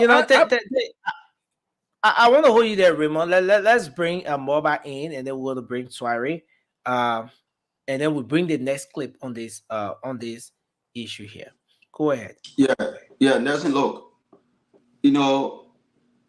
first of all, the entire money they're talking about, 1 million for each lawmaker, 1 million for each lawmaker. Look. You can work in a country for how many years? You not be 1 million. And somebody just sit there and get 1 million to put in their pocket. And you see, to tell you that those lawmakers, they are there for themselves. Let me get something straight. Yeah. The 1 billion the lawmaker is saying that the speaker promised development fund, right? At the time he wanted the speakership here was for development purpose. In their district. Legislative projects, that's how they call it. Yeah. So now, right, that identical fund, how many projects? Next thing in the country, he's a journalist. How many projects from the 30 to the 100,000? How many projects any lawmaker can show you on television? When you interview, they can tell you that they implement for that district. They will not tell you. They will not show you. As Calgary from the time he became representative in AOE, we get names. But look. End of the day, the Liberian people suffer. To tell you those, all the people that voted for Fonati Kofa, they just voted for him because in their interest. They believe that all the money the speaker talking about, the speaker will allocate in the budget. At the end of the day, that money will go to them, then they start planning. So all the things get together and making them angry. Why the speaker lie to them? And let me say this. Let me say something. Nothing is late for anything. Everything have time. Probably there's a time for Phonandiko Kofa to come out. Everything get time. Everything get time. When the time reach, what happens? People talk. And now what we're observing is the both parties talking. And as we the librarian will listening less, they're talking more. We're paying attention less, they're talking more. And more will come out. More will come out. If Phonandiko Kofa even going far, I tell you that people have documents. But Mama, at the end of the day, who's saying the truth here? Who do you think the librarian people should believe? The speaker says those people have been pressuring him to a lot of money, for different purposes, and he's been telling them that they have to do it the right way, no business as usual. But today, in their response, they're saying that in fact the speaker promised them 1 million each for that he was going to make sure that it's allotted to their district, but he didn't give it to them. So in fact, it is the speaker. Let me hold you there. Okay, they agree that the speaker said we'll get you 1 million each for your development fund. We agree. But now it will not go to your will part 2 separate channel. Maybe it will go to an NGO or a government entity that we will monitor and the project go on. And you understand? But the lawmakers don't agree. They want that money to come to them. That's where the problem coming from. Because when it comes to them, you know how many court one are not getting? Maybe they only use how much. Mother, it's unfair for you to just assume that in the speaker. Raymond, you're interrupting the brother. No, Raymond, you got no clue. You just, but how you just created that from the blue? No, that's what always happening in the house. No, mother, you got no clue. No. You're just afraid of kind of things. No, listen. Imagine it. No, I come in. No, Mama, don't interrupt me. Let me call you to your own. Raymond, you have to. He will get the money. If you will get the money will pass to NGO or different channel. That's why he said on the show, on Spoon Show. But you will not get individual money to say I'll get the senator, the representative the amount. No, they part and that people monitor the project. So that's where now all the things are coming from and thing because the money not going to them. It's my own. That's what I believe. That's why I'm bringing all the noise. So based on that, they will bring they say when you hold bush. That's what's happening now in this situation. So end of the day, the library people suffer. We shouldn't come here and speak up. That is everything for Phonandiko Kofa to do the everything get time. This is the time for Phonandiko Kofa to talk. And he will talk, and we the librarian people will listen to him because Yaka Kofa been saying anything long sense. He said that's the reason why he don't want to get on committee. Because every committee you get on in a house, you millionaire. That's the reason why. Because guess what? If you're in a committee, you don't talk. Anything going on contrary to the country, you don't talk. You keep quiet. Because when you talk, anything you talk, it will be called against the code of law. And anything you say, the librarian will take you off. And what happened? You dead. So you're not talk. The people who don't they don't want to talk. So Phonandiko Kofa come up and telling the librarian people that this is what happening. Then who are we to doubt him? We will not. All what he's saying it is true. And I will tell you today and tomorrow, Phonandiko Kofa is on a rightful path. Even he did something tomorrow, today he changed, thank God. But at least we're getting something. Thank you. Sorry, let's hear you. Thank you. Why should lawmaker that's cramping promise, right? Why should a speaker promise? For me, I hold on to the fact that they both are just getting a story in a common librarian tone. There's nobody telling all the truth, whether the majority block, because there's no fact to these things. It's just a back and forth story in the time of circles, in the time of crisis. What is the fact of some of these things? So yesterday, I hold on to the conversation or my analysis that we just think the normal librarian way of discussing things. If I got disagreement or nothing, I should just come out and say certain things to make myself like the angel of the day. The majority block make a lot of allegations in their resolution with no facts, and the speaker says some things with no facts as well. So the speaker said, I gotta reveal those facts if we get in session or the right time break. So basically that brings me to understanding that people just want to pin themselves out of certain situation. When the speaker speak, he clear his house. The majority block clear themselves. So I don't get the conversation right now. The only way with the conversation will get to a concluding stage is for somebody to reveal some facts. If you think that lawmaker came to you to do some things that is not in line, like I said yesterday, that law is guided by rules and regulation. They got their own rules. With the exception of the constitution, they got their rules that guide them. You got committing there that investigate matter of things that you saying to be a corruption. You are first among equal. You got that power to carry on investigation to bring up to a logical conclusion. Because I told you guys I place a society boost. And we get into the sweet part of the conversation wherein we're seeing everyone giving their side of the story. Why is it you guys behind me for to be removed? Why is it the speaker should be removed? Who knows the facts? We're not seeing no evidence of this thing. So I want us to be careful as to how we come out of some certain conclusion. The speaker said yesterday, this is the money that they requested for. I'm not in disagreement of allotting this amount to them. But I wanted for it to be done the right way. Who knows whether they got disagree with the speaker that it shouldn't be done the right way, because every lawmaker should know that every county development fund should be passed through lace for development. That's the procedure. So for the speaker to come out to give that story to us, because I seen it as a story, yeah. Yeah. Now we don't want to forget. We don't want to forget that over the past period of time, the House of Representatives have been run with some misproceeding in terms of how county development fund has been allotted. Right? There's possibility that it could be allotted to list, and this just channel to certain. This just channel to certain means the lawmaker get that money. That's the society boost right there, right? But I don't think it's necessary for I want to lawmakers. hold you there, Peter. Yeah. I want to hold you there, and let's transition a bit. You know, we know at this point we're going to have claims and counterclaims. The lawmakers who want the speaker out obviously will see things. The speaker will come up to defend himself. That's at least that's what we can say for now, because we have seen that the speaker has decided to not just be that diplomatic, cool, very quiet speaker that folks have known over the time, but he's now speaking out.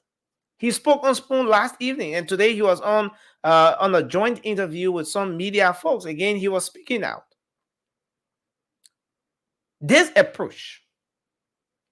particular approach, is it what is needed? Is it appropriate in addressing the issue at hand now? Is it going to work in the favor of the speaker? The claims and counterclaims. Oh, my colleagues, these people wanted me to allot money and just spend the people money. They wanted the money all for themselves.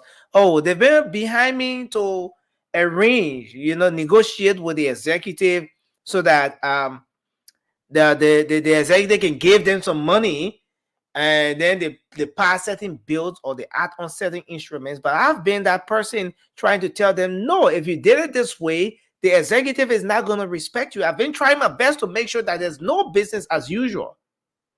1026 is where our budget has been altered over the time. Though I've been deputy speaker for 3 years and a speaker proper for about 9 months. This approach, Peter, is it going to help? Is it going to work for the speaker? Is it going to get him to that point where tomorrow, for example, we're going to see the speaker getting a quorum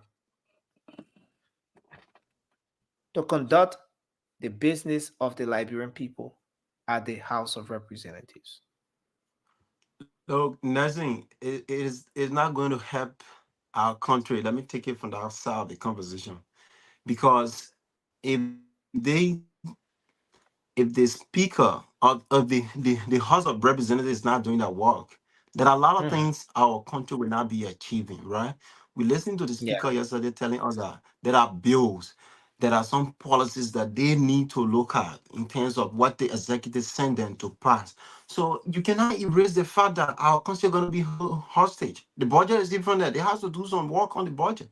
So basically, it's not helping the speaker, neither those that are disenchanted with the speaker. Now, when it comes to the law aspect of what is happening, I think those on the majorities from Article 33 I read yesterday, they have some powers, brother, because they have quorum. They should have quorum in the majority, in the simple majority, to do the labyrinthal work.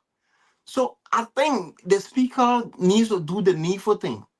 Either maybe to resign and leave, because as a patriot, you have to look at what the country should benefit from your personal gain.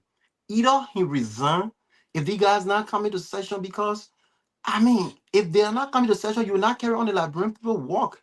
Because if you read Article 33, it can't specifically talk about the simple majority shall carry the work of the labyrinth people, and the minority may adjourn. So in the context of law, basically the constitution framework gave more power to those in majority to carry on the labyrinthal work. Then in the day adjourning session, right? Because it say may further be some option that you can carry on, basically, from my understanding. So I think the speaker should do the needful thing. What are the negotiate or do the needful thing? What the guy talking about? Maybe he can resign from those various entities that they allege for him to be a part of. Being a lawyer attached to these various entities, he has to do that or resign, because that is the two solutions I'm seeing right now. I want to hold you there. I want to hold you We there, have Peter. our country hostage until we move. Let's play just the final portion of this play. We're not going to play the entire thing because we did that from the very start of the show.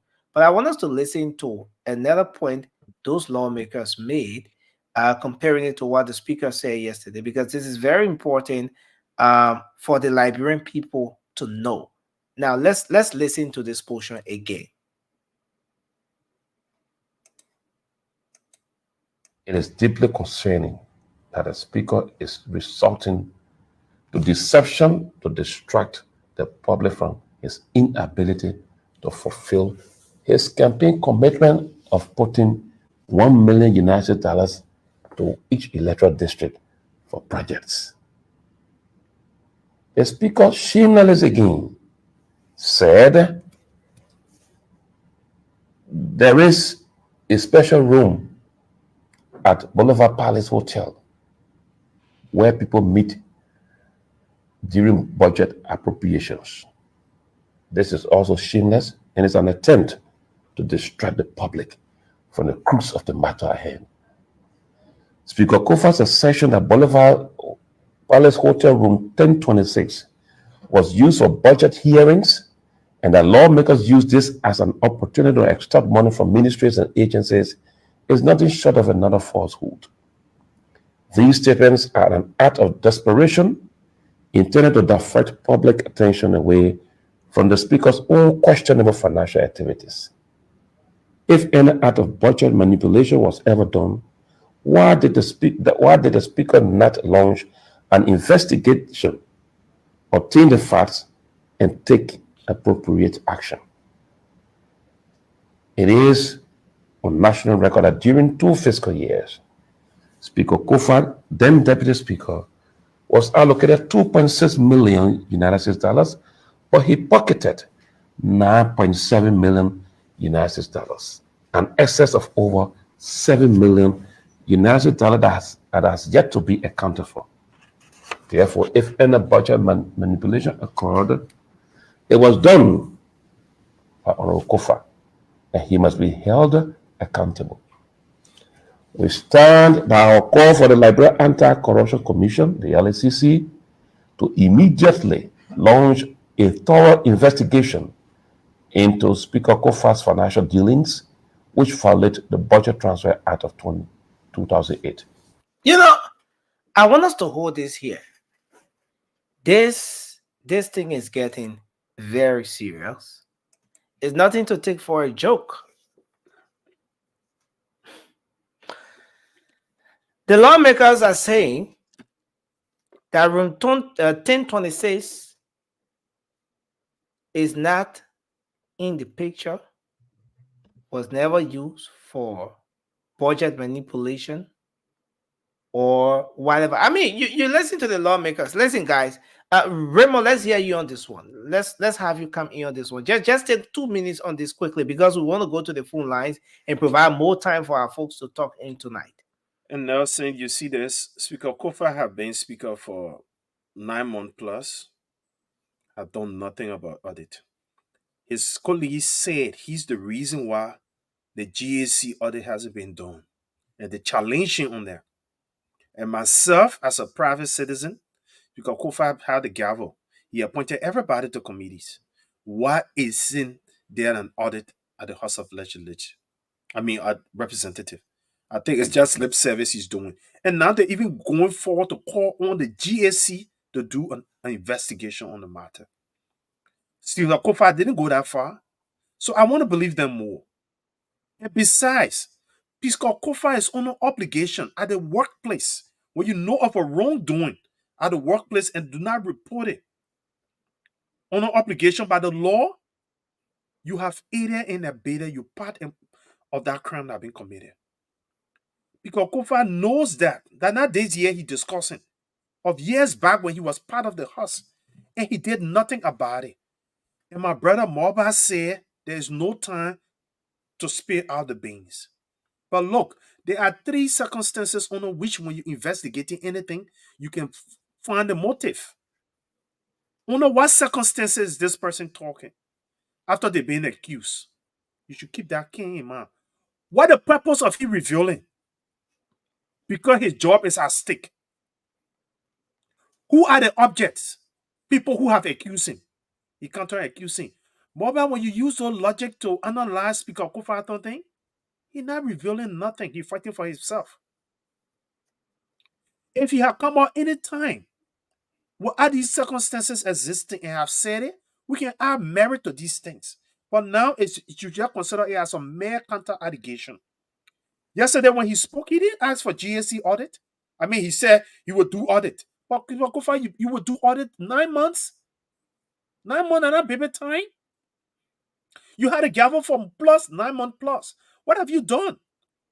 You only talking, still talking about you would do audit. Now your police are asking for GAC LDCC investigation on this matter. Your claim of knowing the hotel number, now Peter Kofa will provide evidence. Now he's saying he won't go on the floor to provide evidence. That was another lazy argument. If you can come to the public to say what was wrong, come to the public with the facts. If you want to go, sir? Yeah, just lay your thoughts on that. So we'll move to if you had lines and hear from and this is what Speaker Kofa did yesterday. The first one he got in the country, he said he and his colleagues were dialogue. And then he came on the spoon, the posture wasn't dialogue. So for me, Speaker Kofa realized when he did all his maneuver, he could not get the numbers. He know the people who against him are serious. So right now what he's doing is I won't die alone. It's like in the war show, right? When you see one of the soldiers die and they're pursuing them, he said, "Give me the bomb. You guys keep going. When the enemy come, he explode himself and the enemies together." That's what Speaker Kofa is doing. He know he's going down and under. He's trying to carry people with him. Thank you.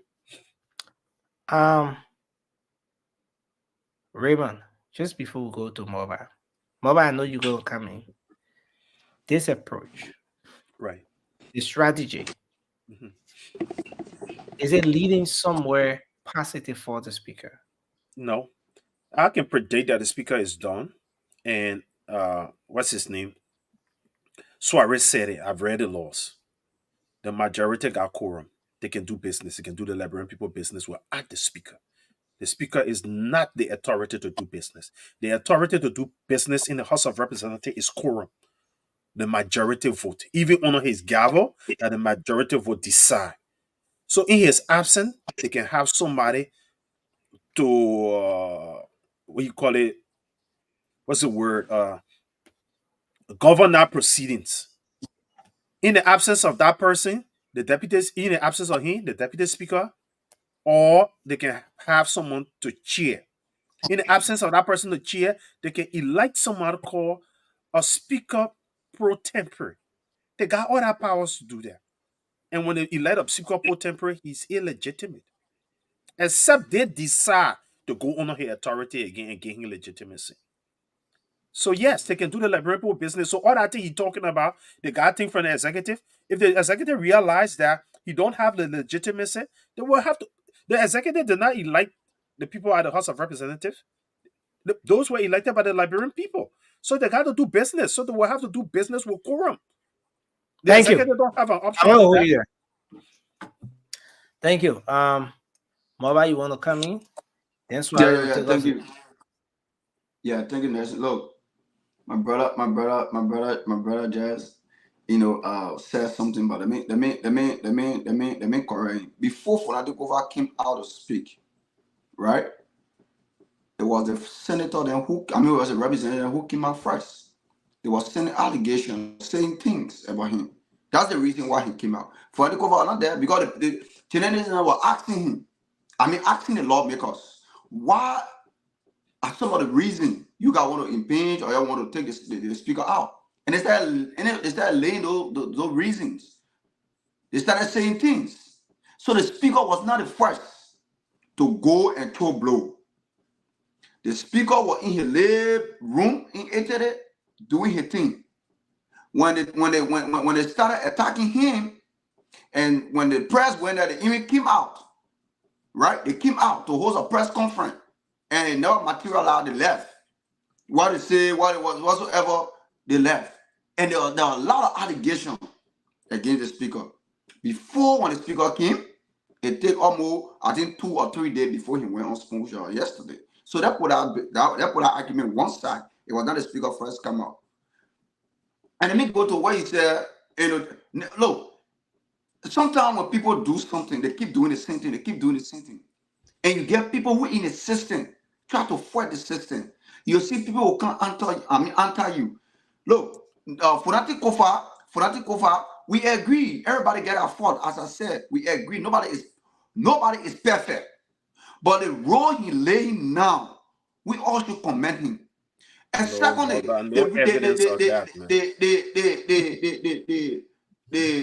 audit that we all here talking about, Fonati Kofa, no, Sonny audit. Fonati Kofa was waiting for session when he said it. He said we're already in process. Listen to the recent interview, apart from Spoon interview, the one Jet did today. He said it because one Jenny asked him, I think that was Julia Jet, and asked him, he said, what are you doing about the audit? And we're hearing about, are you waiting to audit the house? And he make it clear. He said, yes. He said, we're in a process and we're letting keep me. So we shouldn't come here and say because this or that Fonati Kofa, he want to do all it. I said it, right? And I will say it again. Fonati Kofa never supported him doing the time they were running, you were running as speaker. So Marva, can I please ask you a few questions? Look, let me talk about and finish. Ask me. I beg you. Okay, what's your question? You know when the audit started at the House of Representatives? He said the audit was in process. They were needed senator or some document and stuff. Hold on. You know which month the audit started? Raymond, please, let's have. I asked him for permission. I asked him for permission to ask him a question. You got 20 seconds to just conclude because we need to go to the phone line. You see, the audit started in April. You're talking about the audit started in April. Let me conclude my topic. The brain doesn't want to sleep. So let me conclude my topic. I can see the man about. But let's go to the issue here. Fonati Kofa, for the point of stand right now, he's doing extremely well. We should commend him. He comes out saying things. So we will not say because this come up, that's the reason why he's coming out. The representative who want to impeach him, they're the one was the first to come out. Nelson was there. Nelson was there that day. Nelson was there on the Capitol building when question was asked, why you guys want to impeach this lawmaker? I mean the speaker. And they get a lot of reasons. And now the speaker can debunk that reason or statement. And then we yell saying the man or the man has to come out. No, the man counter that claim. And it was and look, let me conclude by saying that there is no time and there is no limitation on anything so long it is positive. So as long as the speaker that thing is going on well and he bring out some things, let us comment. We shouldn't come here and say, oh, why now? Why now? Why now? The people out there, send just to give out to now. Why now they never talk? But when he now most time he think You were not the things. first I to want to talk hold you there, before. Bob, but let's Talk take first Swari, before he please talk. take So now Swari, he please talk. take just a minute on this. Take a minute on this because we want to go to the phone lines. We Yeah. have to afford our audience the time to make their contribution. So, Swari, take 1 minute, sir. The anti-cover blog so person says certain thing, and I've been saying it all through my presentation when you talk about investigation. He said when the speaker knew that there was thing going on that was not appropriate, why did he set up a committee or part of the various committee to carry on investigation? You see, I've been around for some time. So in somebody giving certain story, you have to know where they coming from to get this story, where they stand as a leader. As a leader, you have to be very careful as to how you say certain thing out there because people are going to hold you in contempt. Furthermore, to ask you, you should have known better, right? So for the issue of those that are in disenchanted, that's the disenchanted lawmaker, that are remedy under the law, do not hold our country hostage, please.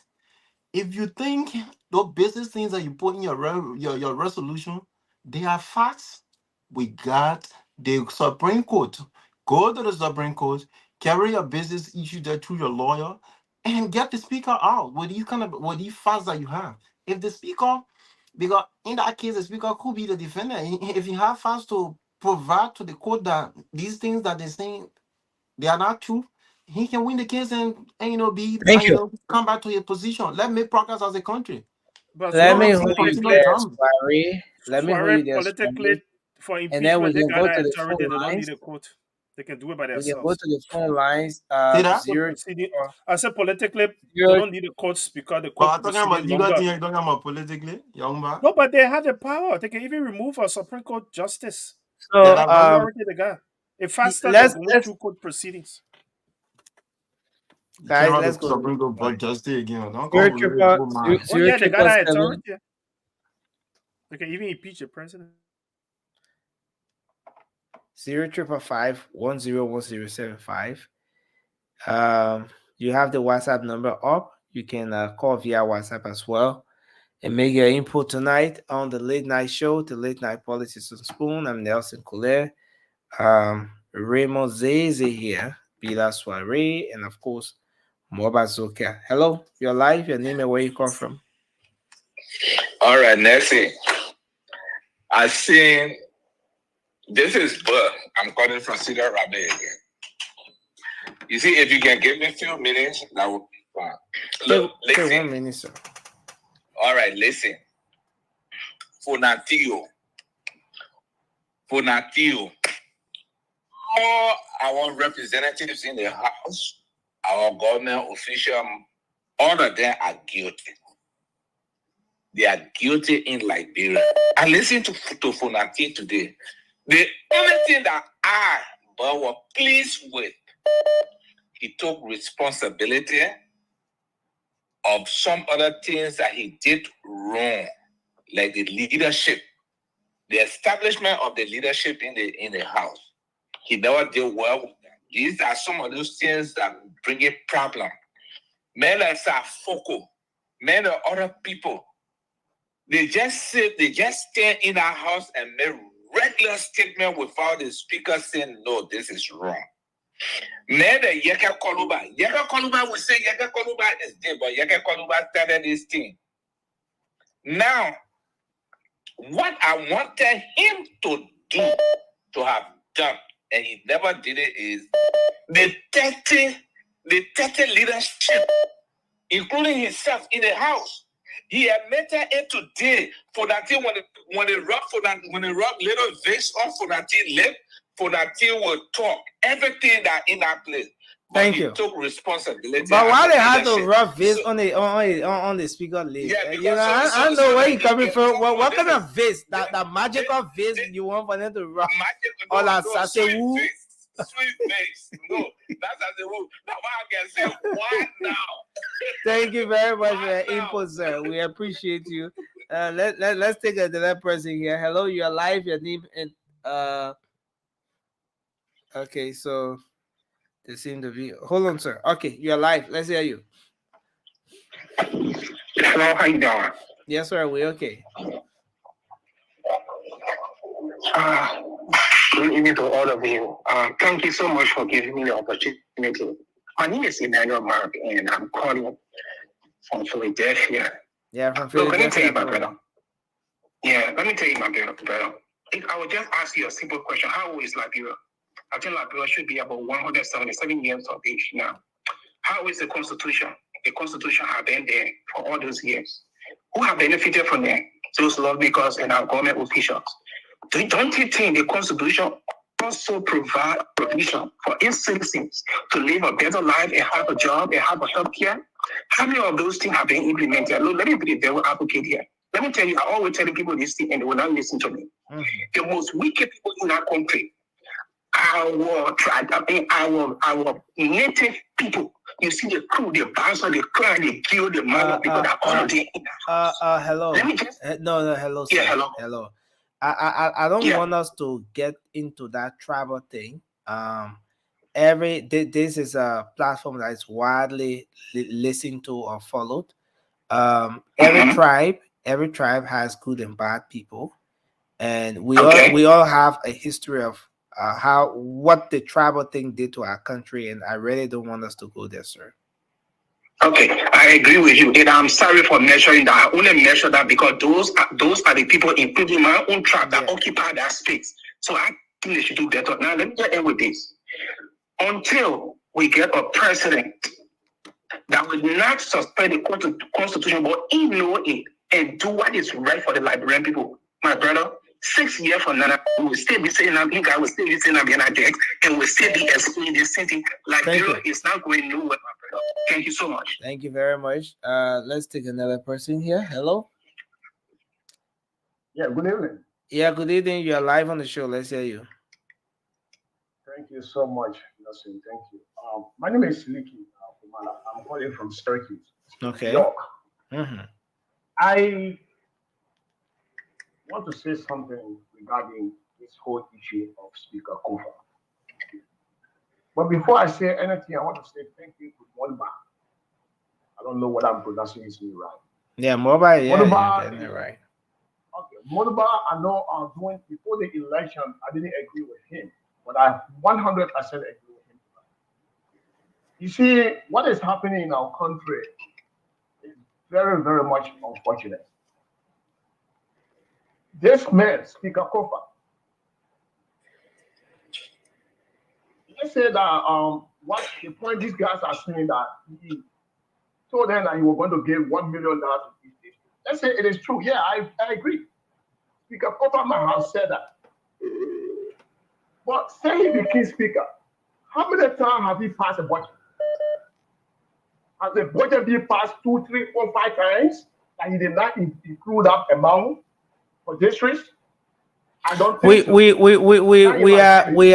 are concluding the first budget year on the Councillor Kofa as speaker.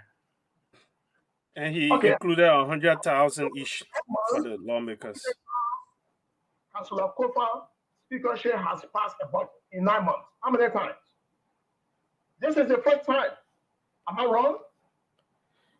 Yeah, you're not wrong. This is the first budget year. There was the passage and the recast, and you know that. Okay, this is the first budget year. Even if he has not passed in this budget, the possibility is he can still pass in other budget. Okay. But these guys who are talking about he did not give them that money not belongs to them. It belongs to the district. Thank you. I understand Speaker Kofa also made understand today that particular money, these guys want the money in their hand so that they will take some out, pass it to the district, farmer team will take some out, pass it to the general town chief, all of those kind of things. Thank you, sir. Work like that. Thank you very much. I want to hold you there. I want to hold you there because we have a lot of calls on the line. Let's take Vasco Smith. Vasco, it's good to have you on as a caller tonight. Please know you are a caller, not a panelist tonight. So you have 1 And minute. Gain, I seen 1 minute you were talking about Roman. I seen 1 minute. Why am Gain? Don't get more than 1 minute. Thank you. Thank you, Nelson. Look, for me, what I'm observing at that Capitol building, this thing, there will be no winner in this identical thing that's happening. Yes, because the guys that against Fonati, they won't get the 49, and Fonati won't get the 37. So who's going to suffer is the Liberian people. And that is the reason why I always say that if the president, who is the head of this country, we want his government to function, there is a need for some discussion to take place among those guys. Because with that number, they have a lot of Unity Party representatives, which of course he is the head. I think how about the former president to come in and intervene so that the issue can be resolved? Yes, we already sent. You saw the Secretary General of our party. We sent a message out there to our lawmakers, and we told them some of them listing, and the rest, the 10 guys, refuse to listing. So there's nothing else you can do. So since the CDC lawmaker do not want to listing, and we want this thing to be resolved so the country can run, so our people already suffer, so at least things can happen for them. So let the president try on his side and see what the people do. Okay, so Vasco, what you are saying is that former President George Weah, he has tried and failed already. There's nothing he can do beyond this point. So President Bwaka now should come in. So it's about President Bwaka getting some folks on the Unity Party in to come back to the speaker to get the quorum to conduct the Liberian people's business. Is that the point you're pushing? Or are you equally looking at, since the other block needs they need 6 persons, maybe the 6 persons leaving from the speaker end to go to them so they can get the 49. Is that what you're pushing for? No. The speaker will not resign. The speaker will not be removed. No, but there are two conditions laid down here now. Get the 49. Once the speaker said it, he said once they can get their 49, he will know that he's no longer speaker. And they need 6. Definitely. They need 6 other persons to get the 49. In order for the speaker to get the quorum, he needs 6 persons. Yes, he needs about 6 persons to get quorum. 7. So 7 persons. So are you advocating for the 6 persons to leave from the speaker side and go on the other side to resolve this issue in the interest of the Liberian people? Or are you requesting, or are you recommending to have 7 persons leave from the renegade, the independent bloc or the anti-COFA bloc to come over? That's in the renegade side. They already have a bad image out there because the Liberian people know that renegade side took bribe. Come on, man. To get the speaker out. It is clear. So after you get proof, those people will not be even respected by the Liberian people. Thank you. I want to hold you there, Vasco. You and I are panelists tonight. Thanks a lot for participating in the program. Folks, we have to go. Let me just squeeze William. I see William Colley is trying to call in. Hello, welcome to the show. Hello, Nelson. My name is William. I call from Fargo, North Dakota. Let's hear you quickly. Yeah, Nelson, my most interesting topic tonight is that teenage pregnancy that you guys start talking about. The what? Yeah, you see, the teenage pregnancy that you guys talk about. Yeah. Nelson, if you see Liberia now, like what Raymond and Magba said, poverty rate has taken over those things. Like you see, most parents that I know of, I'm living with this to a, they sending their children to do this because if they see a guy in the community that can be able to at least provide food money for them, they send those kids to them, and which of course is not good for our country. So what I will tell the government is, most especially the general ministry, let them come out and then go around. And when it comes to the speaker, I'm sorry, when it comes to the speaker, I don't know where Moraba coming from. But Moraba, they still believe in the old age policies that they believe in this leader that who come out and say all the stories when they are in trouble with their fellow, with their police. But I don't think this is going to work for like no more. Speaker Kofa will go. I don't care whether you like it or not, he will go. Whatever you can preach, whatsoever law you want to preach, bro, Speaker Kofa will go. Thank you. Thank you. Thank you very much. Well, I think that's all we have time for. We can go ahead now to do our closing. Vasco, you can close. You can do closing on the phone. Then you can't on the show to can't do closing. But first of all, I want to make a call for when you know you're coming on the show. Don't be that mail. Be that. See the man. You can't say that. He say you can't do closing. Come on, man. Vasco. Let me do my closing, ba. When you start before you won't close. What do you start before you won't close? When you start. Bida, please do your closing. Vasco will be a spectator tonight. Vasco will be a spectator. He's watching the show from onset. He just onset to watch the show. Vasco had to speak up. Vasco had to speak up. Kofa Saga got you looking old tonight, so. Come on, man. Leave Vasco alone. Vasco, you know our old member. You were just playing football yesterday. No, guys. Let's have Bida to do his closing. We're out of time. We're serious. Bida, just take 1 minute to do your closing because we have to. Give me 2 minutes, man. You have not always good with Vasco, but that's the case with some sedition. A good conversation. Thanks to those who phone me, everyone that is in the comment section. But I think our country need to make progress, right? For the House of Representatives or legislators to be hauling and pulling and not see the bigger goal, I think it's a problem for our country. For us to have a functional country or a progressive nation in terms of governance, one branch cannot be on haul and pull.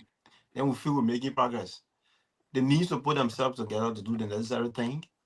And I think our country deserves a lot. There are hospitals that do not have the necessary material. There are people sleeping there with hunger. There are a lot of things, bread and butter issue that guys need to, address in their working. Not to be talking about one speaker removal and the speaker to hauling it from all. But I think it's not necessary. I think we need to make progress. Thanks to you, Nelson, for having all that. Pascal, just be sitting there, not even speaking anything yet today. Fee for the brother. We'll get him 30 seconds. Raymond, you want to go after Vasco or before Vasco? Whatever, man. You the moderator, whatever you put me. Okay, so let's have Vasco to go. You come after him. Then Mobile will take us home. Vasco, please, just take 1 minute, please. Yeah, Nelson. It was a great show. I've been monitoring you guys. I want to say thank you guys for the show. But Nelson, look, the country is upside down. Completely upside down. And then you have the people who represent the Liberian people sitting up there focusing on removing a speaker. And when you listen to them, nothing they're saying. Or because they have a rule or a law that states that they can get for the non-person to just go and take out a speaker from there. And this is the reason why some of us will keep saying it will be the government name will be spoiled. Who is the head of this government? The president. You know, in Liberia, anything happen, the president always take the blame. Although there is a separate branch of government, but I can tell you, if this was some sound leader like President Weah, this whole thing by now is done. And that was the reason why he never experienced this kind of thing during his leadership. But you having a man who been in government for over 42 years. He's there and this kind of thing happening. He cannot even maneuver his way to see calm, to restore calm at that place. and we all sitting here saying, "Oh, let them move." They ain't able to move us, the speaker, because no, those guys will stand their ground, and tomorrow you're going to see another drama again. They will go down there again and go back home, and how they'll be doing. Thank you. This is just bad for our country. It's sending negative image out there for President Baga administration. I want to hold you there, Vasco. Thank you. Raymond? So, Vasco, you see, you just spoke for 2 minutes, even though they gave you 30 seconds. You call in as a caller tonight. You spoke for more than 2 minutes, and I sat here mute and never interrupted you. The other day, when I called in, you couldn't bear it. You interrupted me. Let's learn to each treat one another on the show as colleagues and not go quarter because we support different political opinions. That's the mention already. To the issue. I'm trying to sensitize you and you're not even listening. To the issue. Speaker Kofa should resign.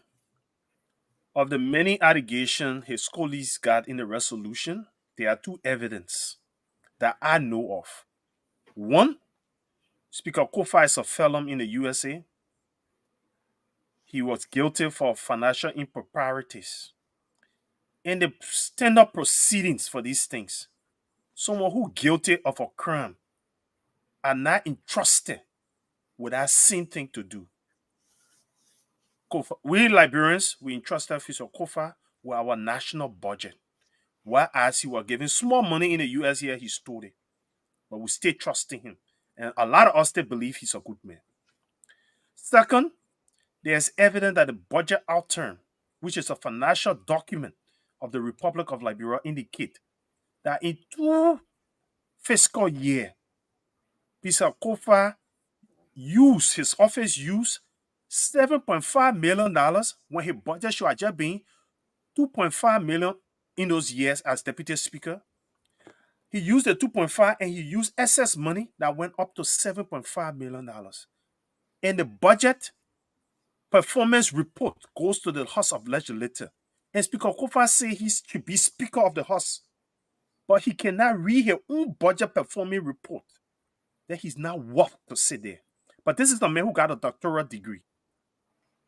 So Speaker Kofa having been doing the Liberian people work, he doesn't deserve to sit as a representative.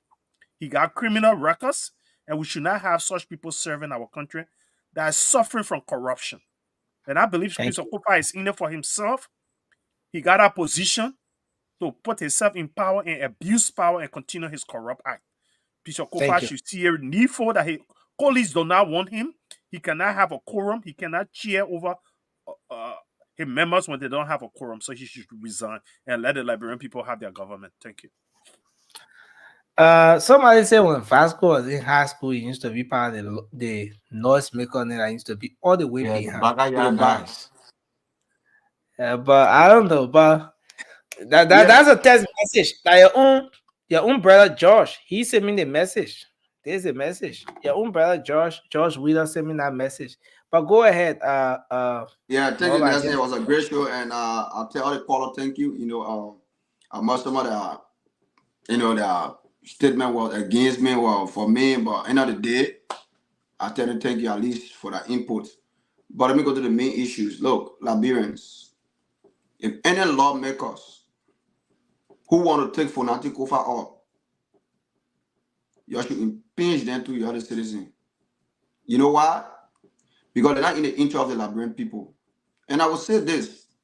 I know everybody can be on the same side. People may not agree. People, that I will say disagree and agree. Some people disagree, some people agree. Some people agree saying he will leave. But I will say something tonight. Fonati Kofa, please do not resign. Do not resign. Stand your ground as a speaker. And what you're doing, it will live after you. People keep talking, saying people do this, people do that. We agree. Nobody is perfect. And no one is righteous. If you think you perfect, put your hand up. That Jesus said in his words. Which part of the word? No, which part of the word? No, quote the scripture. I like the fact that you bring to the scripture. No, I know you were in it. But quote the scripture. Which part of the scripture says he said if one commit adultery, he should what? catch the stone, right?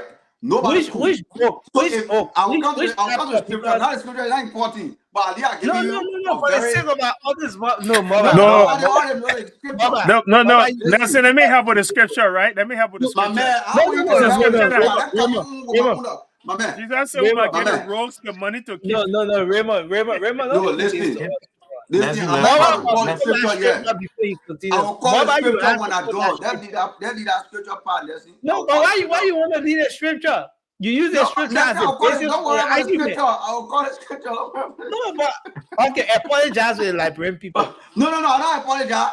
Jesus says anybody who not commit sin, that is on the stone. Who told the stone? Which scripture? Which scripture? Which book?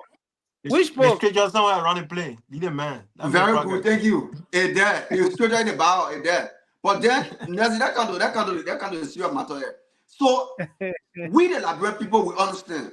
The entire country knows that the House of Representatives being one of the houses that been one of the most corrupt entity or government entity in the country. Now, and somebody coming out, the speaker coming out, bringing us some of these things to our noon. For us to know. They will come here and say he will resign. No, speaker, stand your ground. Do not move. We in the diaspora, we will support you. If any lawmaker who thinks they already get in their mind that you are being impeached, let them try it. We will mobilize our people. They are saying they will impeach them too. So there's a call for all Liberians. You are following social media, you're listening to radio, and you're following Fonati Kofa because you know what? He's there for the truth. He may probably did something in the past. We all agree that today people want going on. People saying that, and nobody perfect. What has he done? Name one thing he had done for Liberian people. So, name one single thing. And I want you guys to do now. Gentlemen, we want to say, don't interrupt me. Let me conclude. Guys, please give more about tomorrow interrupt you. Remember, you are corrupt. You are corrupt when you're working. No, guys. Vasco, I want to show everybody know me. I have worked in multiple. Guys, I will not hesitate to put folks in the back. We have to give our brother his 10 seconds to conclude. Mobile, please do that. Yeah. So end of the day, Fonati Kofa, my message to you tonight, if you're listening or whatsoever, I want you to stand your ground. You get it, Liberian people support. How much you coming out and you said that in your podcast that you have evidence to show to the Liberian people a push come to shove. And probably when you go in the house, probably to conduct an identical investigation also, you get evidence to show. So we are waiting the evidence. Do not bow down to nobody. Stand your ground. How much you asking them behind the scene? If they want to agree, that's it. You'll be there. If the country want to be on hold, let the president stand up his ground and pass on building himself. He get the power in his hand. Then he pass on building himself and let the country run. Without them, minus them, the country will run. Thank you. No, stop misinforming the people. Quorum on the majority side, they can pass the Liberian people business. They're not doing nothing like that. What they will go say? To go say they will pass 1 million for each lawmaker for development. Stop that kind of thing. No, they will pass 1 million for each lawmaker. I think Kofa have passed 1 bill on behalf of the Liberian. So guys, we want to say thanks to everyone for being here tonight. It's been a great show. Thanks to all of you across Radio Land. Thanks to our folks here across social media as well. Windows Ward, Frank Davis. I see Rini Sando, Bill Carson. Hey, Mr. Carson, thanks for being here. Freeman, thanks for being on here. Chris Batty, we appreciate. C. Zwana Colley. Nurse Faith, thanks for being here tonight, Faith. We appreciate you, our dear sister. Thanks to Henry Pachipo and all of you, Hipko Kazi, Pittman, Tommy Jr., and everyone for being here tonight. We look forward to having a great show tomorrow. Until then, thanks to all of you. Join us tomorrow for another edition of the Late Night Show. I'm Nelson Colette. We've been having Asco Smo. We've been having Bida Soiree. We've been having Raymond Zizé. And of course, Mobile Zokia. Thanks to everyone for watching. Everyone gotta get trouble. No, but you think we have to